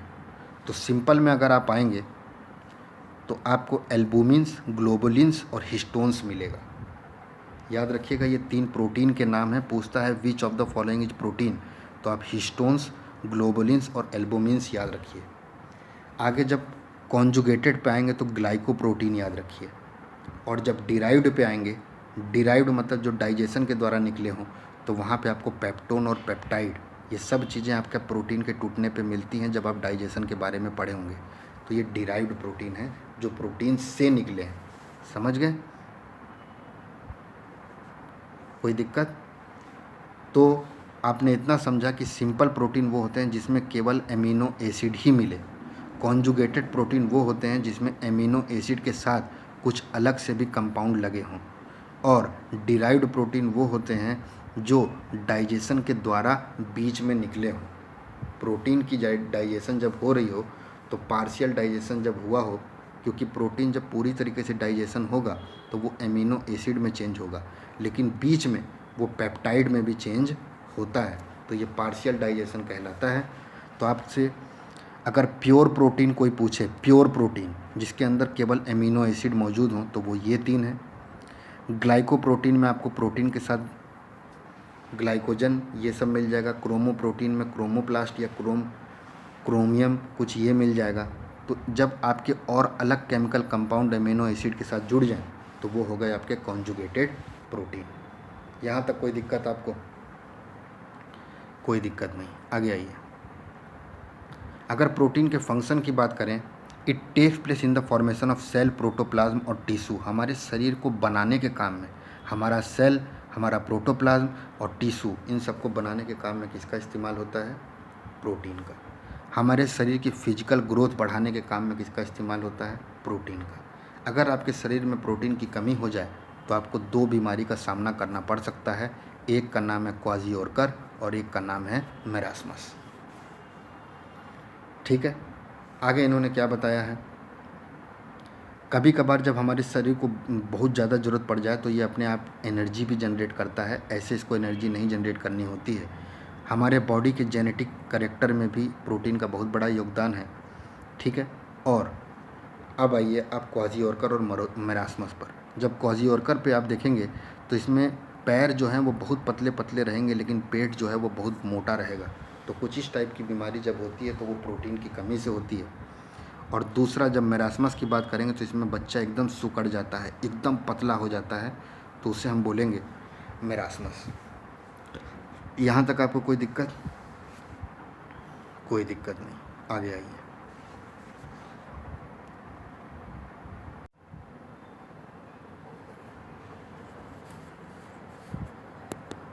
तो अगला पार्ट जो हम लोगों के पास है वो है हम लोगों का फैट्स। तो फैट्स के लिए आपको मालूम होना चाहिए कि जब हम लोग फैट्स का ब्रेकडाउन किए थे तो हमें मालूम था ये ग्लिसरॉल और फैटी एसिड्स में टूटता है। तो इसका मतलब हम ये कह सकते हैं कि fats are the esters of. अब ये ईस्टर आपका एक केमिकल ग्रुप है, फंक्शनल ग्रुप है। इसके बारे में आप केमिकल कंपाउंड्स में पढ़े होंगे जब आपने केमिस्ट्री पढ़ी होगी।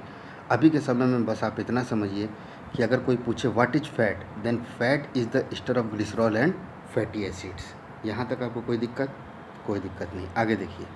इन this carbon, hydrogen and oxygen are present in different quantities but proportionally less oxygen than carbohydrate. आपके फैट्स और कार्बोहाइड्रेट का फंक्शन या मतलब उनके अंदर जो कंपोनेंट्स हैं वो कार्बन, हाइड्रोजन और ऑक्सीजन ही हैं, लेकिन ऑक्सीजन की संख्या जो है वो आपके फैट्स में कम होती है। किसके कंपैरिजन में? कार्बोहाइड्रेट के। आगे देखिए, फैट जो है वो अधिकतर आपका 20 डिग्री सेल्सियस पे सॉलिड पे रहता है, लेकिन जब आप इसे और ज़्यादा गर्म करेंगे तो ये ऑयल में बदल जाता है। तो फैट से ही आपके ऑयल बनते हैं। तो अगर हम फैटी एसिड्स की बात करें तो फैटी एसिड 2 प्रकार के होंगे, सैचुरेटेड और अनसैचुरेटेड।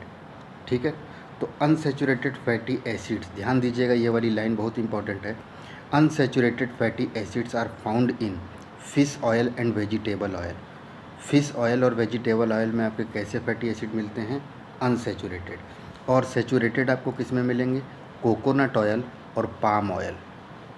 कोकोनट और पाम में आपको सैचुरेटेड मिलेगा, और वेजिटेबल ऑयल जितने भी हैं हम लोगों के, वो सारे के सारे आपके अनसैचुरेटेड फैटी एसिड्स हैं। आगे आइए, अगर हम फंक्शन की बात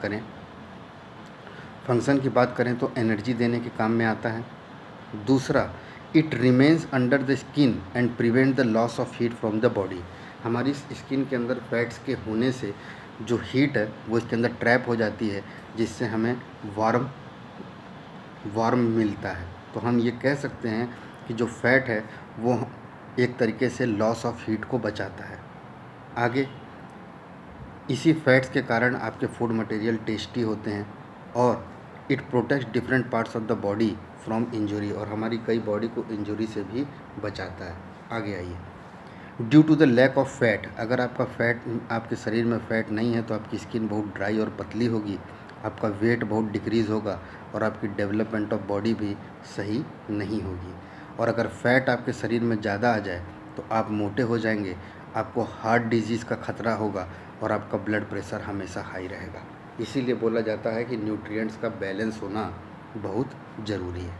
आगे आइए, अगर हम विटामिन पे आएँ तो सबसे पहले आपको विटामिन में याद ये रखना है कि हॉपकिंस ने विटामिन की खोज करी थी, पहली चीज़। आगे आपको ये याद रखना है, और विटामिन टर्म को कॉइन किसने किया था? फंक ने। विटामिन इन्वेंट हॉपकिंस ने किया था और विटामिन को कॉइंड या विटामिन को विटामिन बोला जाए, ये किसने बोला? फंक ने। आगे आइए, विटामिन्स आपके ऑर्गेनिक कंपाउंड होते हैं, पहली बात याद रखिएगा ये चीज़, विटामिन्स आर ऑर्गेनिक कंपाउंड्स। आगे, विटामिन से आपको कोई ऊर्जा नहीं मिलती, no calorie, no energy is released from vitamins, but it is very important in regulating the metabolism of the body. लेकिन हमारी बॉडी में जो भी चीज़ है उसका मेटाबॉलिज्म वर्ब बार बार आ रहा है और आपको उसका मतलब समझ में आना चाहिए। ये मेटाबॉलिज्म मतलब होता है अंदर शरीर का ब्रेकडाउन हमारे फूड का, और जो भी चीज़ हम इनटेक ले रहे हैं उसका जब ब्रेकडाउन होता है या सिंथेसाइज होता है बनने के लिए, या मैं ये कहूँ कि मेटाबॉलिज्म में कैटाबॉलिक और एनाबॉलिक एक्टिविटीज़ जो भी हमारी बॉडी में होती है उसी को हम मेटाबॉलिज्म कहते हैं। तो मेटाबॉलिज्म के केस में विटामिन का बहुत बड़ा योगदान रहता है। आगे देखिए, विटामिन दो प्रकार के पाए जा सकते हैं, या तो वो वाटर सॉल्युबल हों या तो वो फैट सॉल्युबल हों। तो वाटर सॉल्युबल में केवल दो ही हैं, विटामिन बी और विटामिन सी, आपको याद रखना है। और फैट में आपको ए, डी, ई और के मिल जाएगा, ठीक है। तो ए, डी, ई, के आपके फैट सॉल्युबल हैं और बी और सी आपके क्या हैं? Water soluble. अब ये टेबल जो है आपके सामने, ये आपके लिए बहुत ही इंपॉर्टेंट है, तो इसमें मैं जो जो चीज़ आपको बताऊंगा उसे आप ज़रूर एक बार अपने दिमाग में रख लीजिएगा, ठीक है। देखिए, अगर विटामिन ए की बात करूं तो विटामिन ए को रेटिनॉल कहते हैं, ये नाम आपको याद रहना चाहिए। दूसरा, अगर विटामिन ए की कमी होगी तो आपके कलर ब्लाइंडनेस और ज़ीरोपैथेलेमिया, ये दोनों बीमारी का नाम आपको याद रहना चाहिए। और विटामिन ए का सबसे मेन साधन कौन सा है? तो आप बोल लीजिए फिश लीवर ऑयल, मिल्क और एग, ठीक है। जितने भी ग्रीन वेजिटेबल हैं और फिश लीवर ऑयल, ये सारे आपके सोर्स हैं जहाँ से आपको विटामिन ए मिलता है। आगे आइए विटामिन बी1 पे। विटामिन बी1 को थायमिन कहते हैं, आपको पता रहना चाहिए ये चीज़। इसकी कमी से बेरी आपका होता है बीमारी, और इसका सोर्स क्या है? ग्राउंड नट, बस आप याद रखिए और कुछ आपको समझने की ज़रूरत नहीं है। आगे आइए, विटामिन बी2 को हम लोग कहते हैं राइबोफ्लेविन। क्या कहते हैं? राइबोफ्लेविन। तो आपको राइबोफ्लेविनोसिस कभी लिखा हुआ है तो समझ लीजिए कि वो चीज़ आपके विटामिन बी2 से संबंधित है। और विटामिन बी2 से होता क्या है? आपकी स्किन्स में क्रैक आने लगते हैं, आपकी टंग में क्रैक आने लगते हैं, ठीक है। और इसका मेन सोर्स क्या है? मीट। यहाँ तक आपको कोई दिक्कत नहीं। बी3 आपको पढ़ने की ज़रूरत नहीं है। बी5 को नाइसिन कहते हैं, याद रखिएगा, ठीक है। बी5 को हम लोग क्या कहते हैं? नाइसिन। और इससे बीमारी क्या होती है? पेलेग्रा याद रखिएगा। पेलेग्रा बीमारी विटामिन बी5 से फैलती है और इसका भी सोर्स क्या है? मीट। आगे आइए, विटामिन बी6 को हम लोग पायरिडॉक्सिन कहते हैं, याद रखिएगा। और विटामिन बी7 को हम लोग बायोटीन कहते हैं, ये भी आपको ज़रूरी है। और विटामिन बी12 को हम लोग साइनाइकोबैलेमिन, ये केमिकल नाम आपको ज़रूर याद रखने हैं। आगे आपको ये पता होना चाहिए कि विटामिन बी6 की कमी से आपको एनीमिया होगा।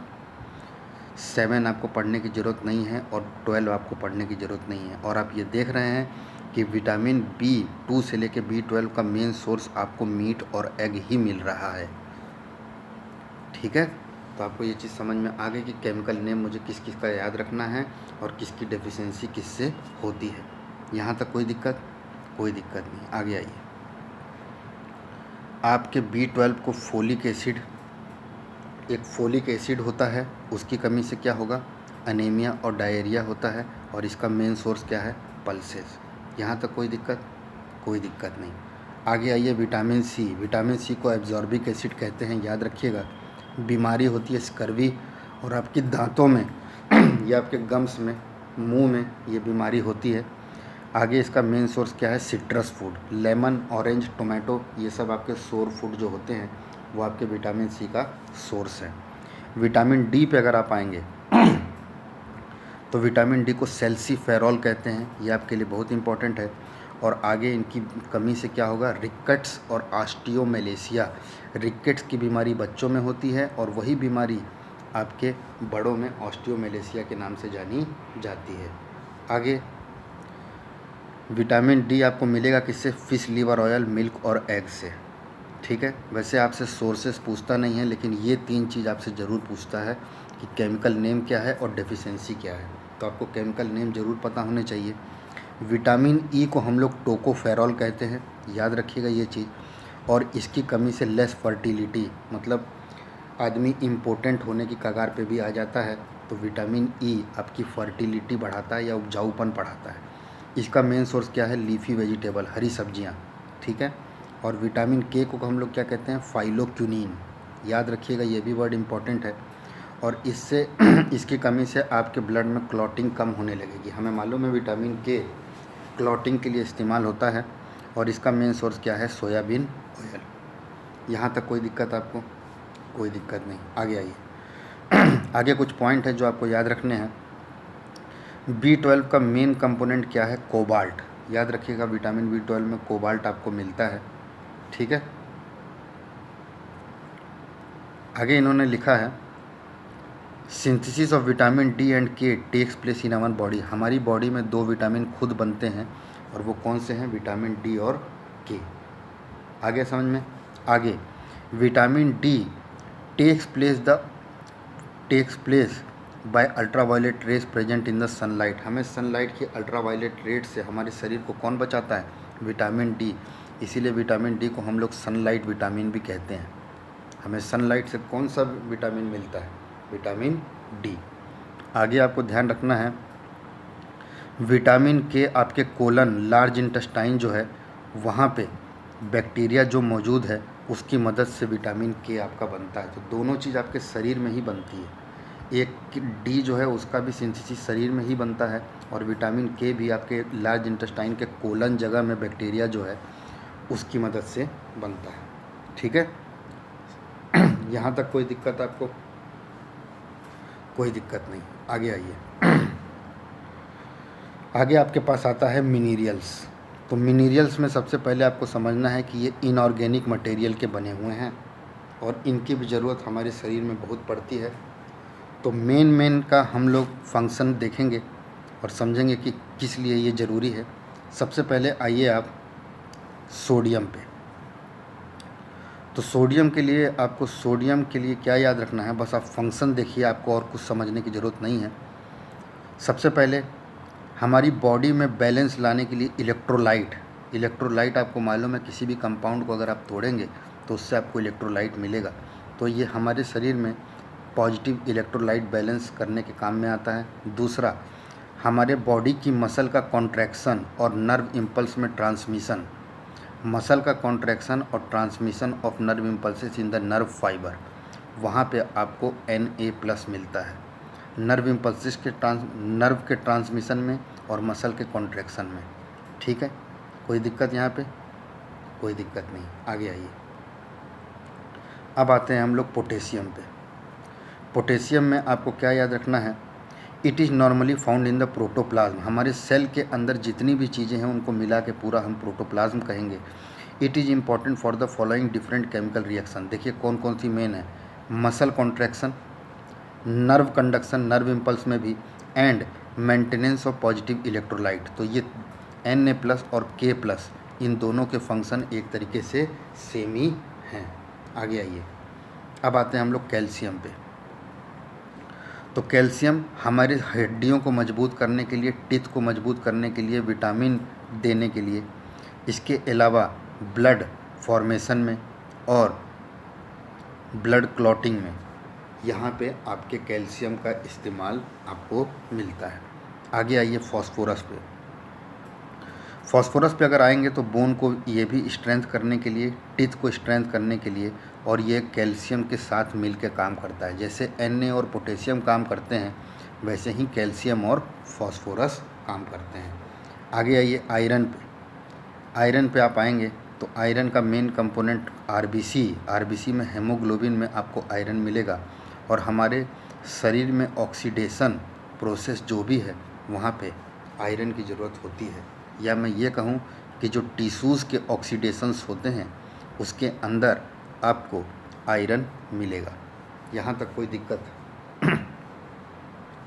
कोई दिक्कत नहीं। आगे आइए। आगे आता है आपके पास आयोडीन। तो आयोडीन में आपको समझना है कि हमारे शरीर में थायरोक्सिन हार्मोन जो थायराइड ग्लैंड से सीक्रेट होता है उसकी सिंथेसिस में आयोडीन मिनरल का बहुत बड़ा योगदान है। ठीक है, सिंथेसिस मतलब होता है किसी चीज़ से कोई चीज़ बनना। फोटोसिंथेसिस, आप लाइट की मदद से अपना खाना बना रहे हैं वो, तो उसी तरीके से आपकी थायराइड ग्लैंड से जो थायरोक्सिन हार्मोन निकल रहा है उसके सिंथेसिस में आयोडीन का योगदान है। इसी तरीके से हमने विटामिन डी और के जो पढ़ा था उसमें भी आपको यही चीज़ लिखी गई है। देखिए, vitamin K is synthesised in our colon by the bacteria. हमारे कॉलन में विटामिन के का सिंथेसिस होता है किसकी मदद से? बैक्टीरिया की मदद से। समझ गए? आगे आइए। आगे आता है आपके पास आयोडीन। तो आयोडीन का मैंने आपको बता दिया, थायरोक्सिन हार्मोन और थायराइड ग्लैंड से संबंधित है। मैग्नीशियम पे आइए, तो ये भी हमारे नर्वस सिस्टम और मस्कुलर सिस्टम के फंक्शन में काम आता है। जिंक पे आइए, ये बहुत इंपॉर्टेंट है। इंसुलिन के फंक्शन में जिंक का इस्तेमाल होता है। कोई मुझे बता सकता है कि विटामिन B12 में हमने कौन से मेटल की बात करी थी जो विटामिन B12 में हमें मिलता है? हमने पढ़ा था कोबाल्ट। और विटामिन B12 का साइंटिफिक नेम हमने क्या पढ़ा था? साइनेकोबैलेमिन। ठीक है, तो इस तरीके से आपको चीज़ें समझनी है। आगे आइए, कॉपर पे आइए। तो हमारे शरीर में haemoglobin, formation of haemoglobin and bones और हेमोग्लोबिन के फॉर्मेशन में कॉपर का इस्तेमाल होता है, और इलेक्ट्रॉन कंडक्टर की तरीके से भी ये काम करता है। आगे देखिए कोबाल्ट पे। तो कोबाल्ट के लिए देखिए इन्होंने बोला है आरबीसी और विटामिन B12 के सिंथेसिस में आपको कोबाल्ट मिलता है, आरबीसी के केस में भी और विटामिन B12 के सिंथेसिस में भी। यहाँ तक कोई दिक्कत आपको? कोई दिक्कत नहीं। आगे आइए। अगर वाटर पे पहुँचेंगे तो हमारे शरीर के टेम्परेचर को ये बराबर करता है। किस तरीके से? पसीना और वेपोराइज करके। इवेपोरेशन और पसीने से हमारे शरीर के टेम्परेचर को ये वेपोराइज करता है। एक्सक्रीशन में भी बहुत ढेर सारा वाटर और उसके एक्सक्रीटरी प्रोडक्ट निकलते हैं। और maximum organic chemical reaction in the body perform through hydrolysis.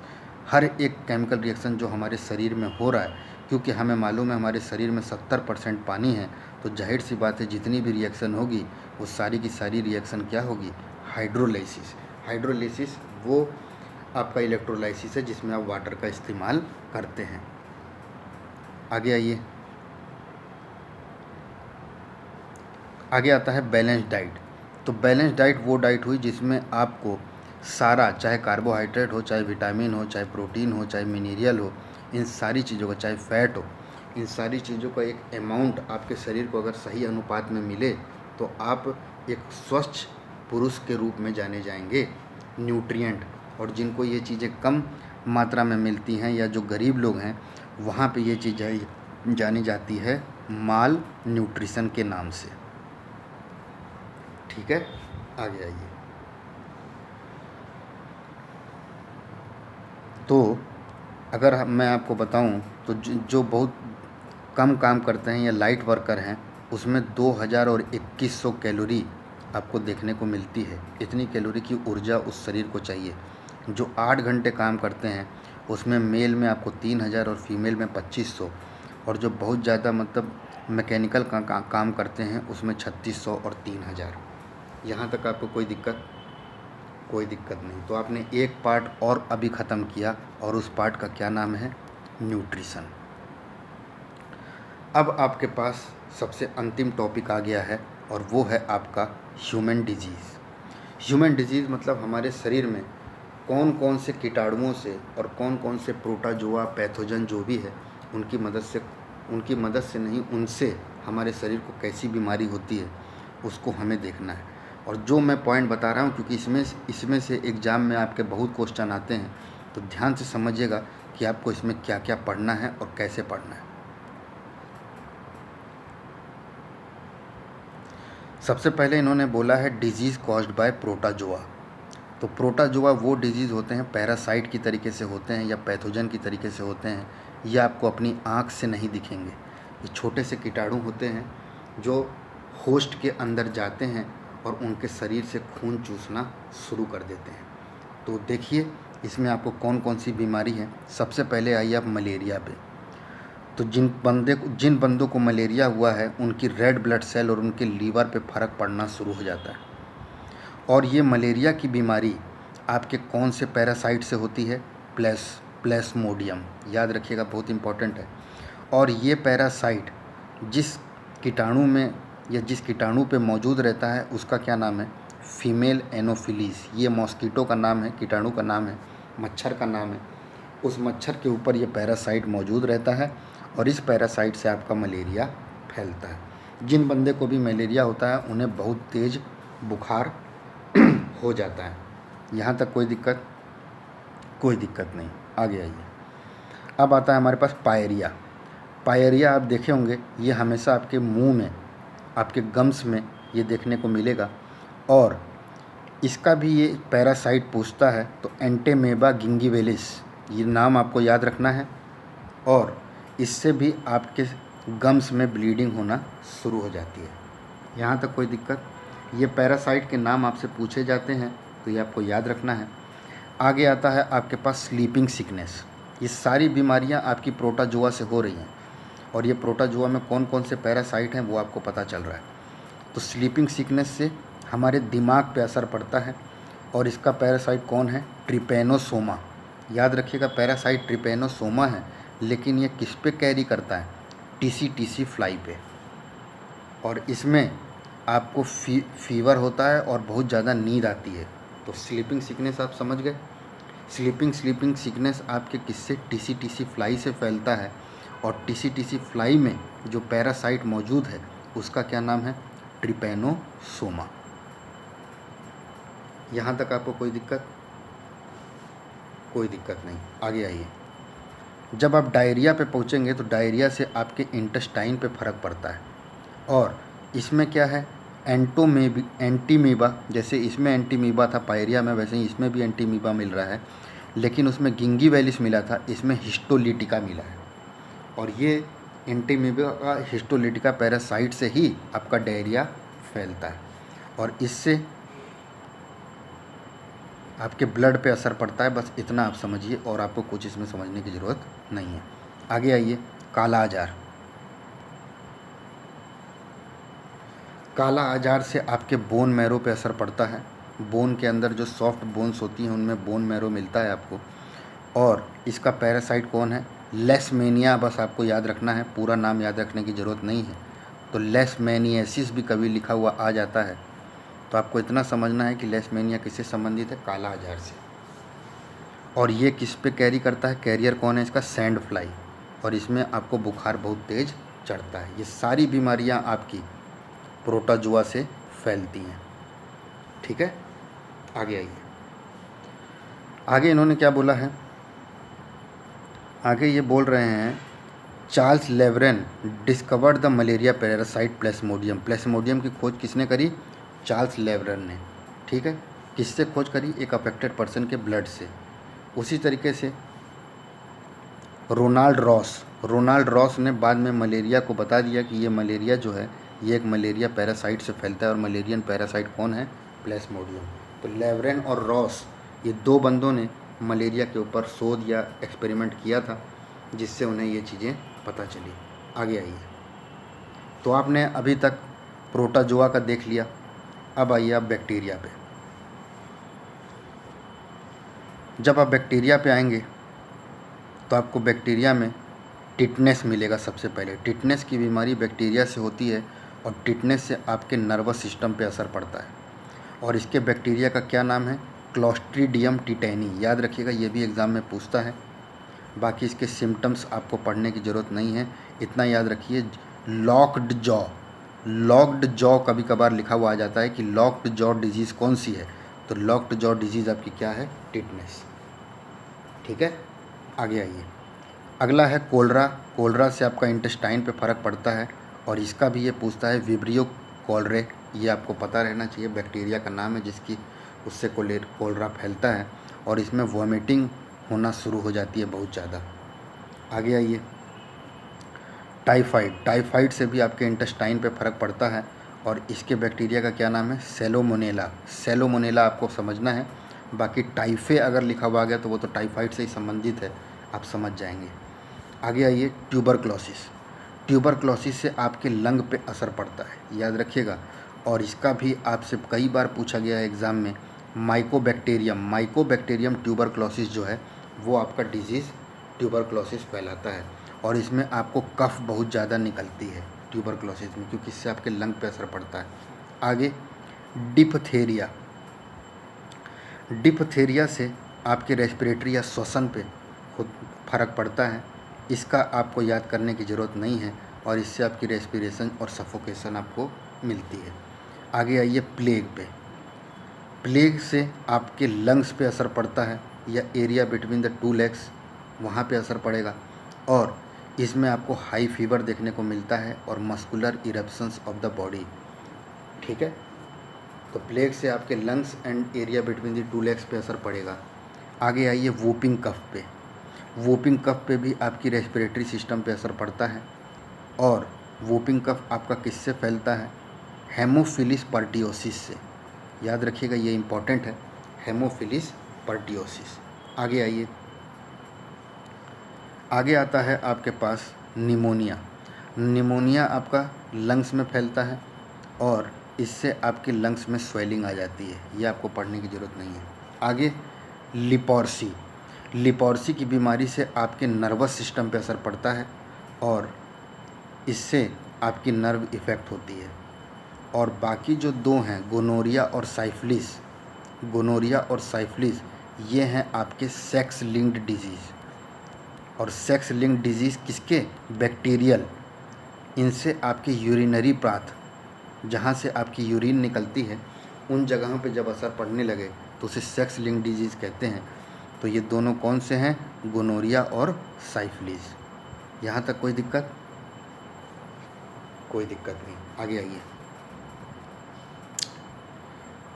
अगला लिख रहा है ये कि रॉबर्ट कोच ने discover the bacteria of cholera and TB और कोलरा के बैक्टीरिया की खोज किसने करी? रॉबर्ट कोच ने। और हमने पीछे दोनों के बारे में पढ़ लिया, ट्यूबरक्लोसिस के बारे में भी और कोलरा के बारे में भी। आगे आइए। अब आता है हमारे पास, यहाँ पे एक लाइन लिखी है लुईस पास्चर। ये लुईस पास्चर साइंटिस्ट भी बहुत मेन है। इन्होंने रेबीज़ की वैक्सीन और मिल्क के पास्चराइजेशन के बारे में बताया था, जिसमें मिल्क को किसी एक निश्चित टेम्परेचर पर गर्म किया जाता है ताकि उसके अंदर के पूरे कीटाणु मर जाएं। तो उसके बारे में पहली बार किसने बताया? लुईस पास्चर ने। आगे आइए।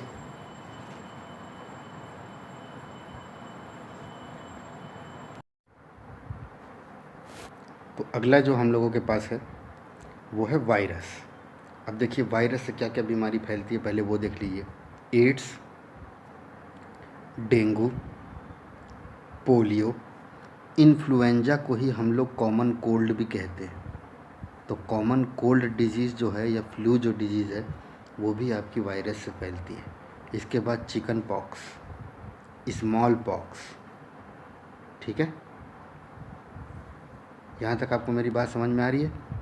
आगे गोइटर, मीसल्स, ट्रैकोमा, हेपेटाइटिस और जॉन्डिस, रेबीज़, मेनिंजिटीज़ और हर्प्स, ये सारी बीमारी आपकी वायरस से फैलती है। लेकिन अब हम इन बीमारियों से किससे क्या फैलता है वो देखते हैं। एड्स जो है उससे हमारे वाइट ब्लड सेल पे असर पड़ने लगता है और वाइट ब्लड सेल पे असर पड़ेगा तो इसका मतलब हमारी इम्यून सिस्टम क्या होगा? ख़राब होगा। तो हमारा इम्यून सिस्टम वीक होने लगेगा और इसका वायरस, एड्स वायरस किससे होता है? HIV से। वायरस का क्या नाम है? HIV। इसी तरीके से डेंगू है, तो डेंगू बहुत ढेर सारे वायरस से फैलता है, पहली तो बात ये है। और दूसरी, इससे आपकी पूरी बॉडी जो है, हेड, आई, जॉइंट, हर जगह पे आपको फीवर आना शुरू हो जाएगा।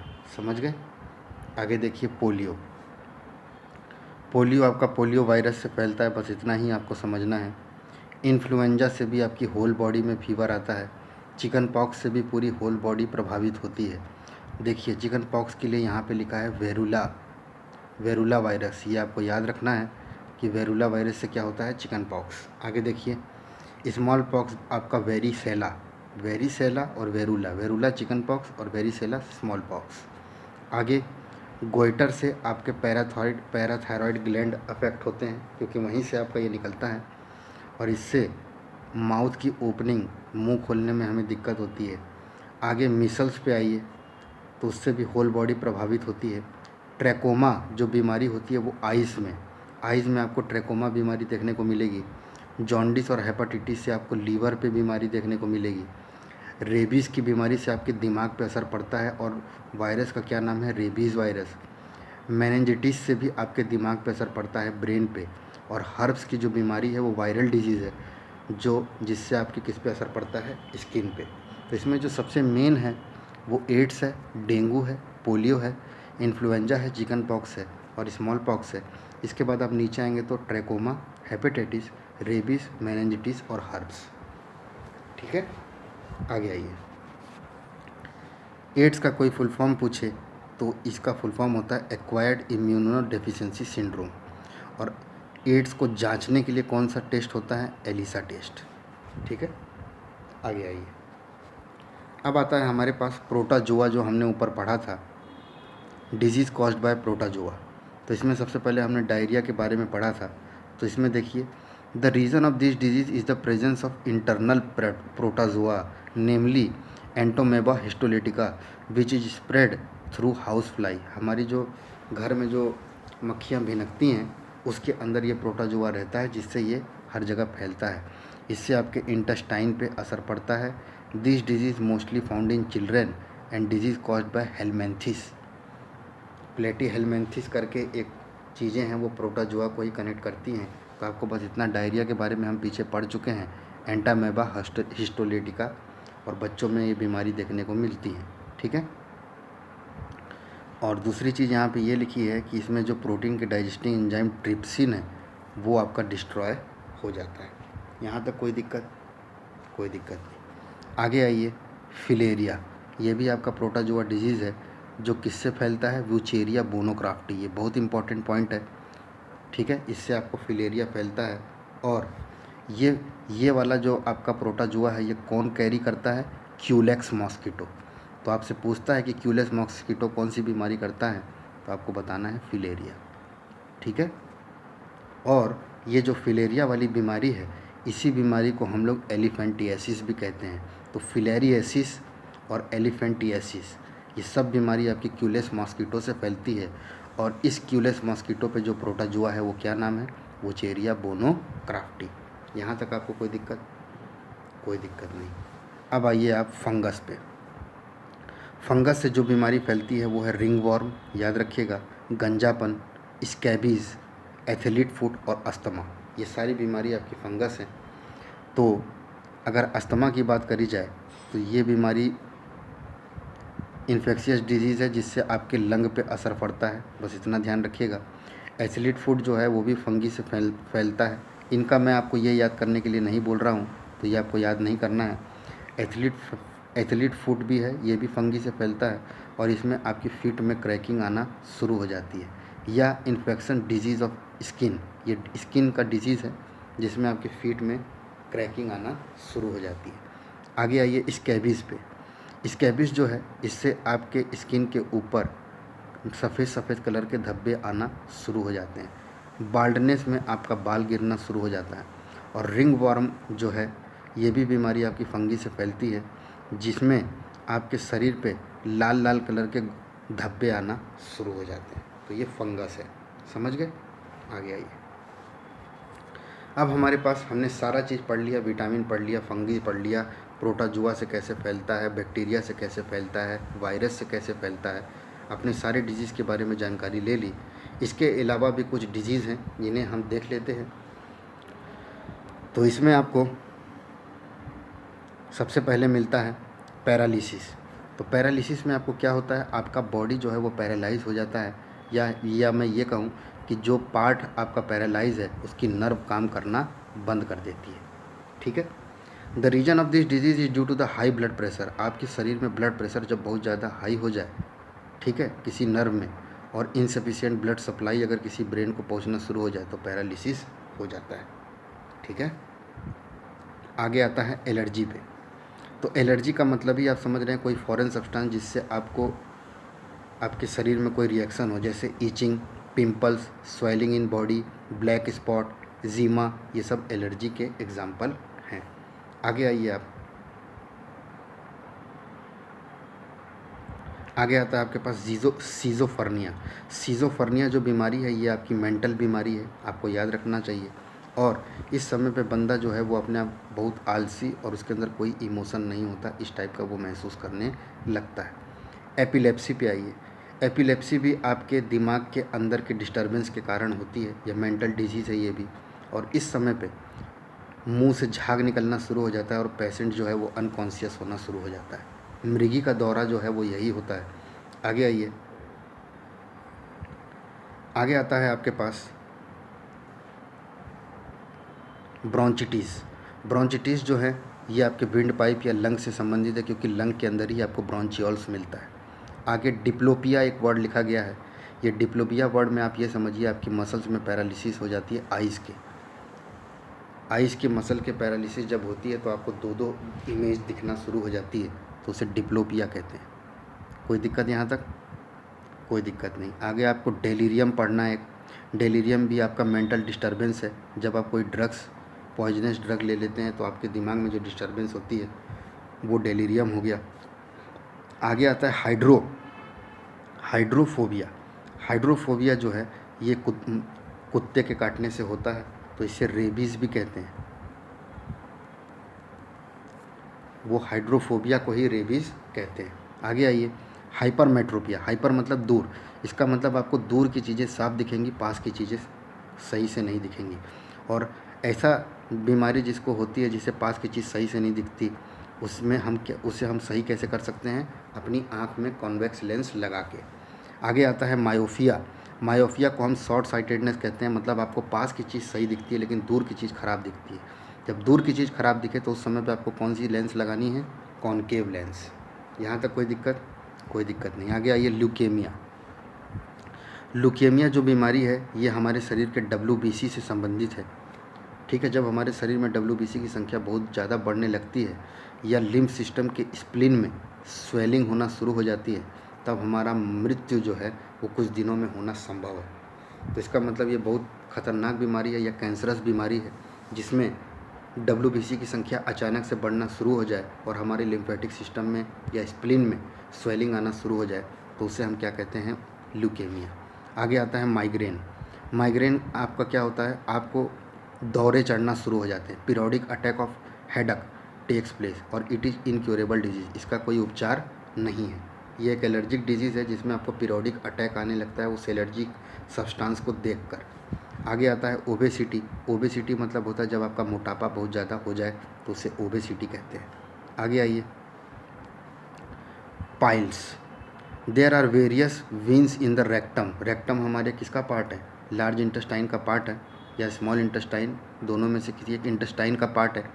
आगे देखिए। Due to extra pressure on the vein. जब हमारे इस वीन्स पर, रेक्टम के इस वीन पर ज़्यादा प्रेशर पड़ना शुरू हो जाता है, then free flow of blood creating problem. तब हमारे फ्री फ्लो ऑफ ब्लड में प्रॉब्लम आना शुरू हो जाती है। उस समय पे पाइल्स डिजीज़ आपको होती है। आगे आता है आपके पास रूमेटिज़म। रूमेटिज़म कब होता है? दिस बीमारी, ये जो बीमारी है, is fever with joint pain. आपके जॉइंट में जब पेन होना शुरू हो जाए तो उस टाइप की बीमारी को हम लोग क्या बोलेंगे? रूमेटिज़म। यहाँ तक कोई दिक्कत? आगे आइए। और कुछ बीमारियां हैं तो आपको सबसे पहले लिखा है आर्थेरोक्लेरोसिस। तो आर्थेरोक्लेरोसिस में आपको ये समझना है, जब कोलेस्ट्रॉल की मात्रा आपके आर्टरीज़ में जमा होने लगे, ल्यूमेन ऑफ आर्टरीज़ में, तो आपका ब्लड फ्लो में दिक्कत होने लगती है, उसे ही हम लोग आर्थेरोक्लेरोसिस कहते हैं। आर्टरीज, जो ल्यूमेन ऑफ आर्टरीज हैं, उसके अंदर जब कोलेस्ट्रॉल की मात्रा बढ़ने लगती है तो फ्लो ऑफ ब्लड में दिक्कत होने लगती है। तो मोटापे लोगों को ये वाली बीमारी बहुत देखने को मिलती है, जिसमें आपके कोलेस्ट्रॉल जमा होने लगते हैं आर्टरीज में और ब्लड फ्लो में दिक्कत होने लगती है। आगे देखिए, आगे लिखा है आर्टीरियो। आर्टीरियो में क्या लिखा है, जब कोलेस्ट्रॉल और कैल्शियम सॉल्ट आपके आर्टरीज में जमा होने लगे तो आपकी आर्टरीज स्टिफ और रिजिड हो जाती है और उसकी इलास्टिसिटी खो जाती है। इस समय पे आपको जो बीमारी होती है वो आर्टेरियोक्लेरोसिस होती है। आगे आता है यूरेमिया। यूरेमिया में यूरी वर्ड लगा है, इसका मतलब आपके ब्लड में यूरिया की मात्रा जब ज़्यादा हो जाए तो उस समय पे यूरेमिया होता है। और यूरेमिया जब भी होगा तो आपकी किडनी काम करना बंद कर देगी। आगे आता है ग्लाइकोसोरिया। ग्लाइको मतलब आपका क्या हो गया, ग्लूकोज। तो इसका मतलब जब आपके यूरिन में ग्लूकोज की मात्रा ज़्यादा हो जाए तो आपको ग्लाइकोसूरिया हो जाएगा। ठीक है। आगे आता है आर्थराइटिस। आर्थराइटिस मतलब आपके जॉइंट में जो बीमारी होती है, इन्फ्लेमेशन होता है, उसमें आर्थराइटिस होता है। आगे आता है ऑस्टियोपोरोसिस। ऑस्टियोपोरोसिस एक एज डिपेंडेंट डिसऑर्डर है, जिसमें हम जैसे जैसे बुढ़ाते जाएंगे हमारी बोन जो है उनकी शक्तियाँ या वो कम, मतलब कि ये कह सकता हूँ वो फ्रेजाइल होना, कोमल होना शुरू हो जाती हैं और इस टाइप की बीमारी से हमारी हड्डियाँ कमज़ोर होना शुरू हो जाती है। ये एक एज डिपेंडेंट बीमारी है, एज के साथ ये बीमारी आती है। आगे आता है हाइपरग्लाइसेमिया और हाइपोग्लाइसेमिया। हाइपरग्लाइसेमिया मतलब हाइपर, इसका मतलब आपका कंसंट्रेशन ऑफ ग्लूकोज ब्लड में ज़्यादा हो जाए तब ये बीमारी हो जाएगी। इसी तरीके से जब कंसंट्रेशन ऑफ ग्लूकोज आपके ब्लड में कम हो जाए तो हाइपोग्लाइसेमिया हो जाएगा। और ये दोनों चीज़ आपके किससे संबंधित है, इंसुलिन और ग्लूकेगॉन से। अब पार्ट 5 अगर देखे होंगे तो आपको पता होगा कि ग्लूकोज की मात्रा को यही दोनों चीज़ लोग कन्वर्ट करते हैं। ठीक है। आगे आइए, आगे आता है आपके पास निमोनिया। तो निमोनिया से आपके लंग पे इन्फेक्शन होती है, आपको पता होना चाहिए। और लास्ट वर्ड लिखा है ये एम्फाइजीमा। तो एम्फाइजीमा क्या है, एम्फाइजीमा से आपके एलोवलाई, ये भी लंग से ही संबंधित हैं, जिसमें सिगरेट स्मोक और क्रॉनिक ब्रोंचिटिस आर 2 मेन कॉजेज़। आपके ज़्यादा सिगरेट पीने से या क्रॉनिक ब्रोंचिटिस मतलब लंग के ब्रोंचियोल्स में जब बीमारी होने लगे तब इस टाइप का बीमारी हमें देखने को मिलता है। ये लंग रिलेटेड बीमारी है। आगे आइए, अब हम आ गए मिस्क्लेनियस पे। तो इसके अंदर जो जो चीज़ मैं आपको बताऊंगा मेन डिस्कवरी, वो चीज़ आप ज़रूर देख लीजिएगा। विटामिन को खोज किसने करी, F.G. हॉपकिन और कॉस्मिक फंक ने। A, B, C, D आपको पढ़ने की ज़रूरत नहीं है। स्ट्रेप्टोमाइसिन की खोज किसने करी, सैल्मन वाक्समैन ने, आपको पता होना चाहिए। होम्योपैथी की खोज किसने करी, हानेमैन ने, आपको पता होना चाहिए। मलेरियल पैरासाइट की खोज किसने करी, रोनाल्ड रॉस ने, आपको पता होना चाहिए। आगे एंटीजन की खोज किसने करी, कार्ल लैंडस्टीनर ने, आपको पता होना चाहिए। DNA और RNA की खोज किसने करी, वाटसन और क्रिक ने, आपको पता होना चाहिए। इंसुलिन की खोज किसने करी, बेंटिंग ने, आपको पता होना चाहिए। और फंक ने विटामिन को विटामिन कहना फंक ने बताया था, तो इसीलिए यहाँ पे 2 नाम लिखे गए हैं, हॉपकिंस और फंक। आगे आइए, आगे आपके पास जब आएगा तो चिकन पॉक्स के लिए क्या है, एडवर्ड जेनर। TB के बैक्टीरिया के लिए रॉबर्ट कोच। डायबिटीज़ या इंसुलिन के लिए कौन था, बेंटिंग। पेनिसिलिन के लिए कौन था, अलेक्जेंडर फ्लेमिंग। पोलियो के लिए कौन है, जॉन सॉल्क, याद रखिएगा ये। आगे बैक्टीरिया के लिए कौन है, लियो वैन हॉक। ब्लड ट्रांसफ़र के लिए कौन है, लैंडस्टीनर। ठीक है। आगे कुछ और इम्पॉर्टेंट चीज़ें हैं जो आपको समझनी है, वो क्या हैं देखिए।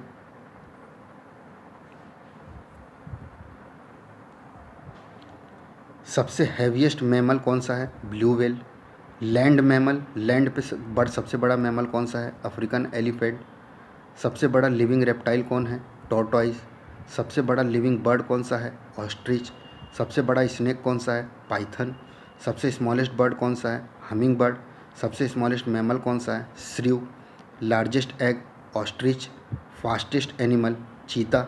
Fastest flying bird, spine tailed swift, याद रखिएगा ये। एग लेइंग मेमल, ऐसा मेमल जो अंडे देता है, तो उसमें आपको यूग्डीना और डगडाइन प्लेटिपस याद रखना है, ये हम पीछे पढ़ चुके हैं। आगे टॉलेस्ट मेमल जिराफ और बिजीएस्ट ह्यूमन ऑर्गन हार्ट, जो हमेशा बिजी रहता है वो दिल है, जाहिर सी बात है। आगे देखिए, अब आता है हमारे पास कुछ इंपॉर्टेंट फैक्ट्स और इसको भी देख लेते हैं हम लोग। इन्होंने बोला कि ड्रीम्स की अगर स्टडी करेंगे तो उसे ओनिरोलॉजी कहेंगे, अगर ब्यूटी की आप स्टडी करेंगे तो उसे कैलोलॉजी कहेंगे।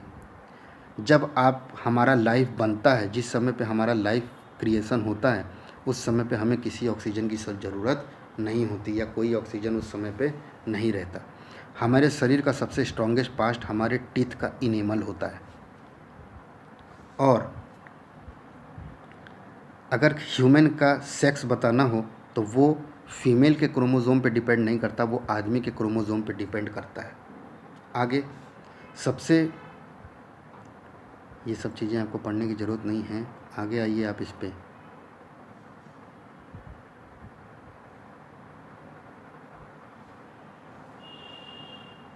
ये यहाँ तक आपको चीज़ समझ में आ गई। आगे देखिए, एक किडनी का वेट 150 ग्राम के आसपास होता है, ये आपको याद रखना है। The capacity of heart to pump the blood, हमारे हार्ट कितना लीटर पंप ब्लड करता है, तो 4.5 लीटर पर मिनट, ये आपको याद रखना है। आगे, antibiotic name penicillin is obtained from Penicillium fungus, fungus कौन सा है, पेनिसिलियम फंगस, उससे आपको पेनिसिलिन मिलता है। आगे, ह्यूमन जो है वो यूनिवर्स का सबसे बड़ा इंटेलिजेंट स्पीसीज़ है, ये भी आपको जानकारी है। लार्जेस्ट सी बर्ड, सी में सबसे बड़ा बर्ड कौन सा है, एल्बाट्रॉस, इसको आपको पता होना चाहिए। आगे, चाइल्ड की जो हार्ट बीट होती है वो हमेशा एडल्ट की हार्ट बीट से ज़्यादा होती है। और सबसे लास्ट में आपको क्या लिखा गया है, every day blood in the body of the human carries approximately 350 litre of oxygen, हर दिन आपका जो खून है वो 350 लीटर ऑक्सीजन जो है वो बॉडी के हर जगह पे ले जाता है, जिसमें से 97% हेमोग्लोबिन के द्वारा कैरी होता है और 3% ब्लड प्लाज्मा के द्वारा। यहाँ तक आपको कोई दिक्कत अब? तो इस तरीके से आपने पूरा का पूरा बायोलॉजी अच्छी तरीके से यहाँ पे देखा, और मैं आशा करता हूँ कि आप ये 7 लेक्चर देखने के बाद आप कोई भी एग्ज़ाम का क्वेश्चन उठाएंगे, और मैं आपको ये बोल रहा हूँ ये सारे exam group B, group C, group D, ऐसे जितने भी एग्ज़ाम होते हैं उन सारे एग्ज़ामों में ये वाली आपकी लूसेंट की किताब को ही प्रीफर किया जाता है। तो मैंने अपनी तरफ से पूरी कोशिश करी कि मैं आपको हिंदी और अंग्रेज़ी दोनों को मिक्स करके आपको चीज़ें बता दूं, ताकि आपको सारी चीज़ें समझ में आ जाए। ठीक है, तो आप लोग इसे बड़े ध्यान से देखिए। अगली सीरीज़ हम लोग बहुत जल्दी लेके आएंगे जिसमें हम किसी नए सब्जेक्ट को उठाएंगे। ठीक है, तो तब तक आप लोग अपना ख्याल रखिए। बहुत बहुत धन्यवाद।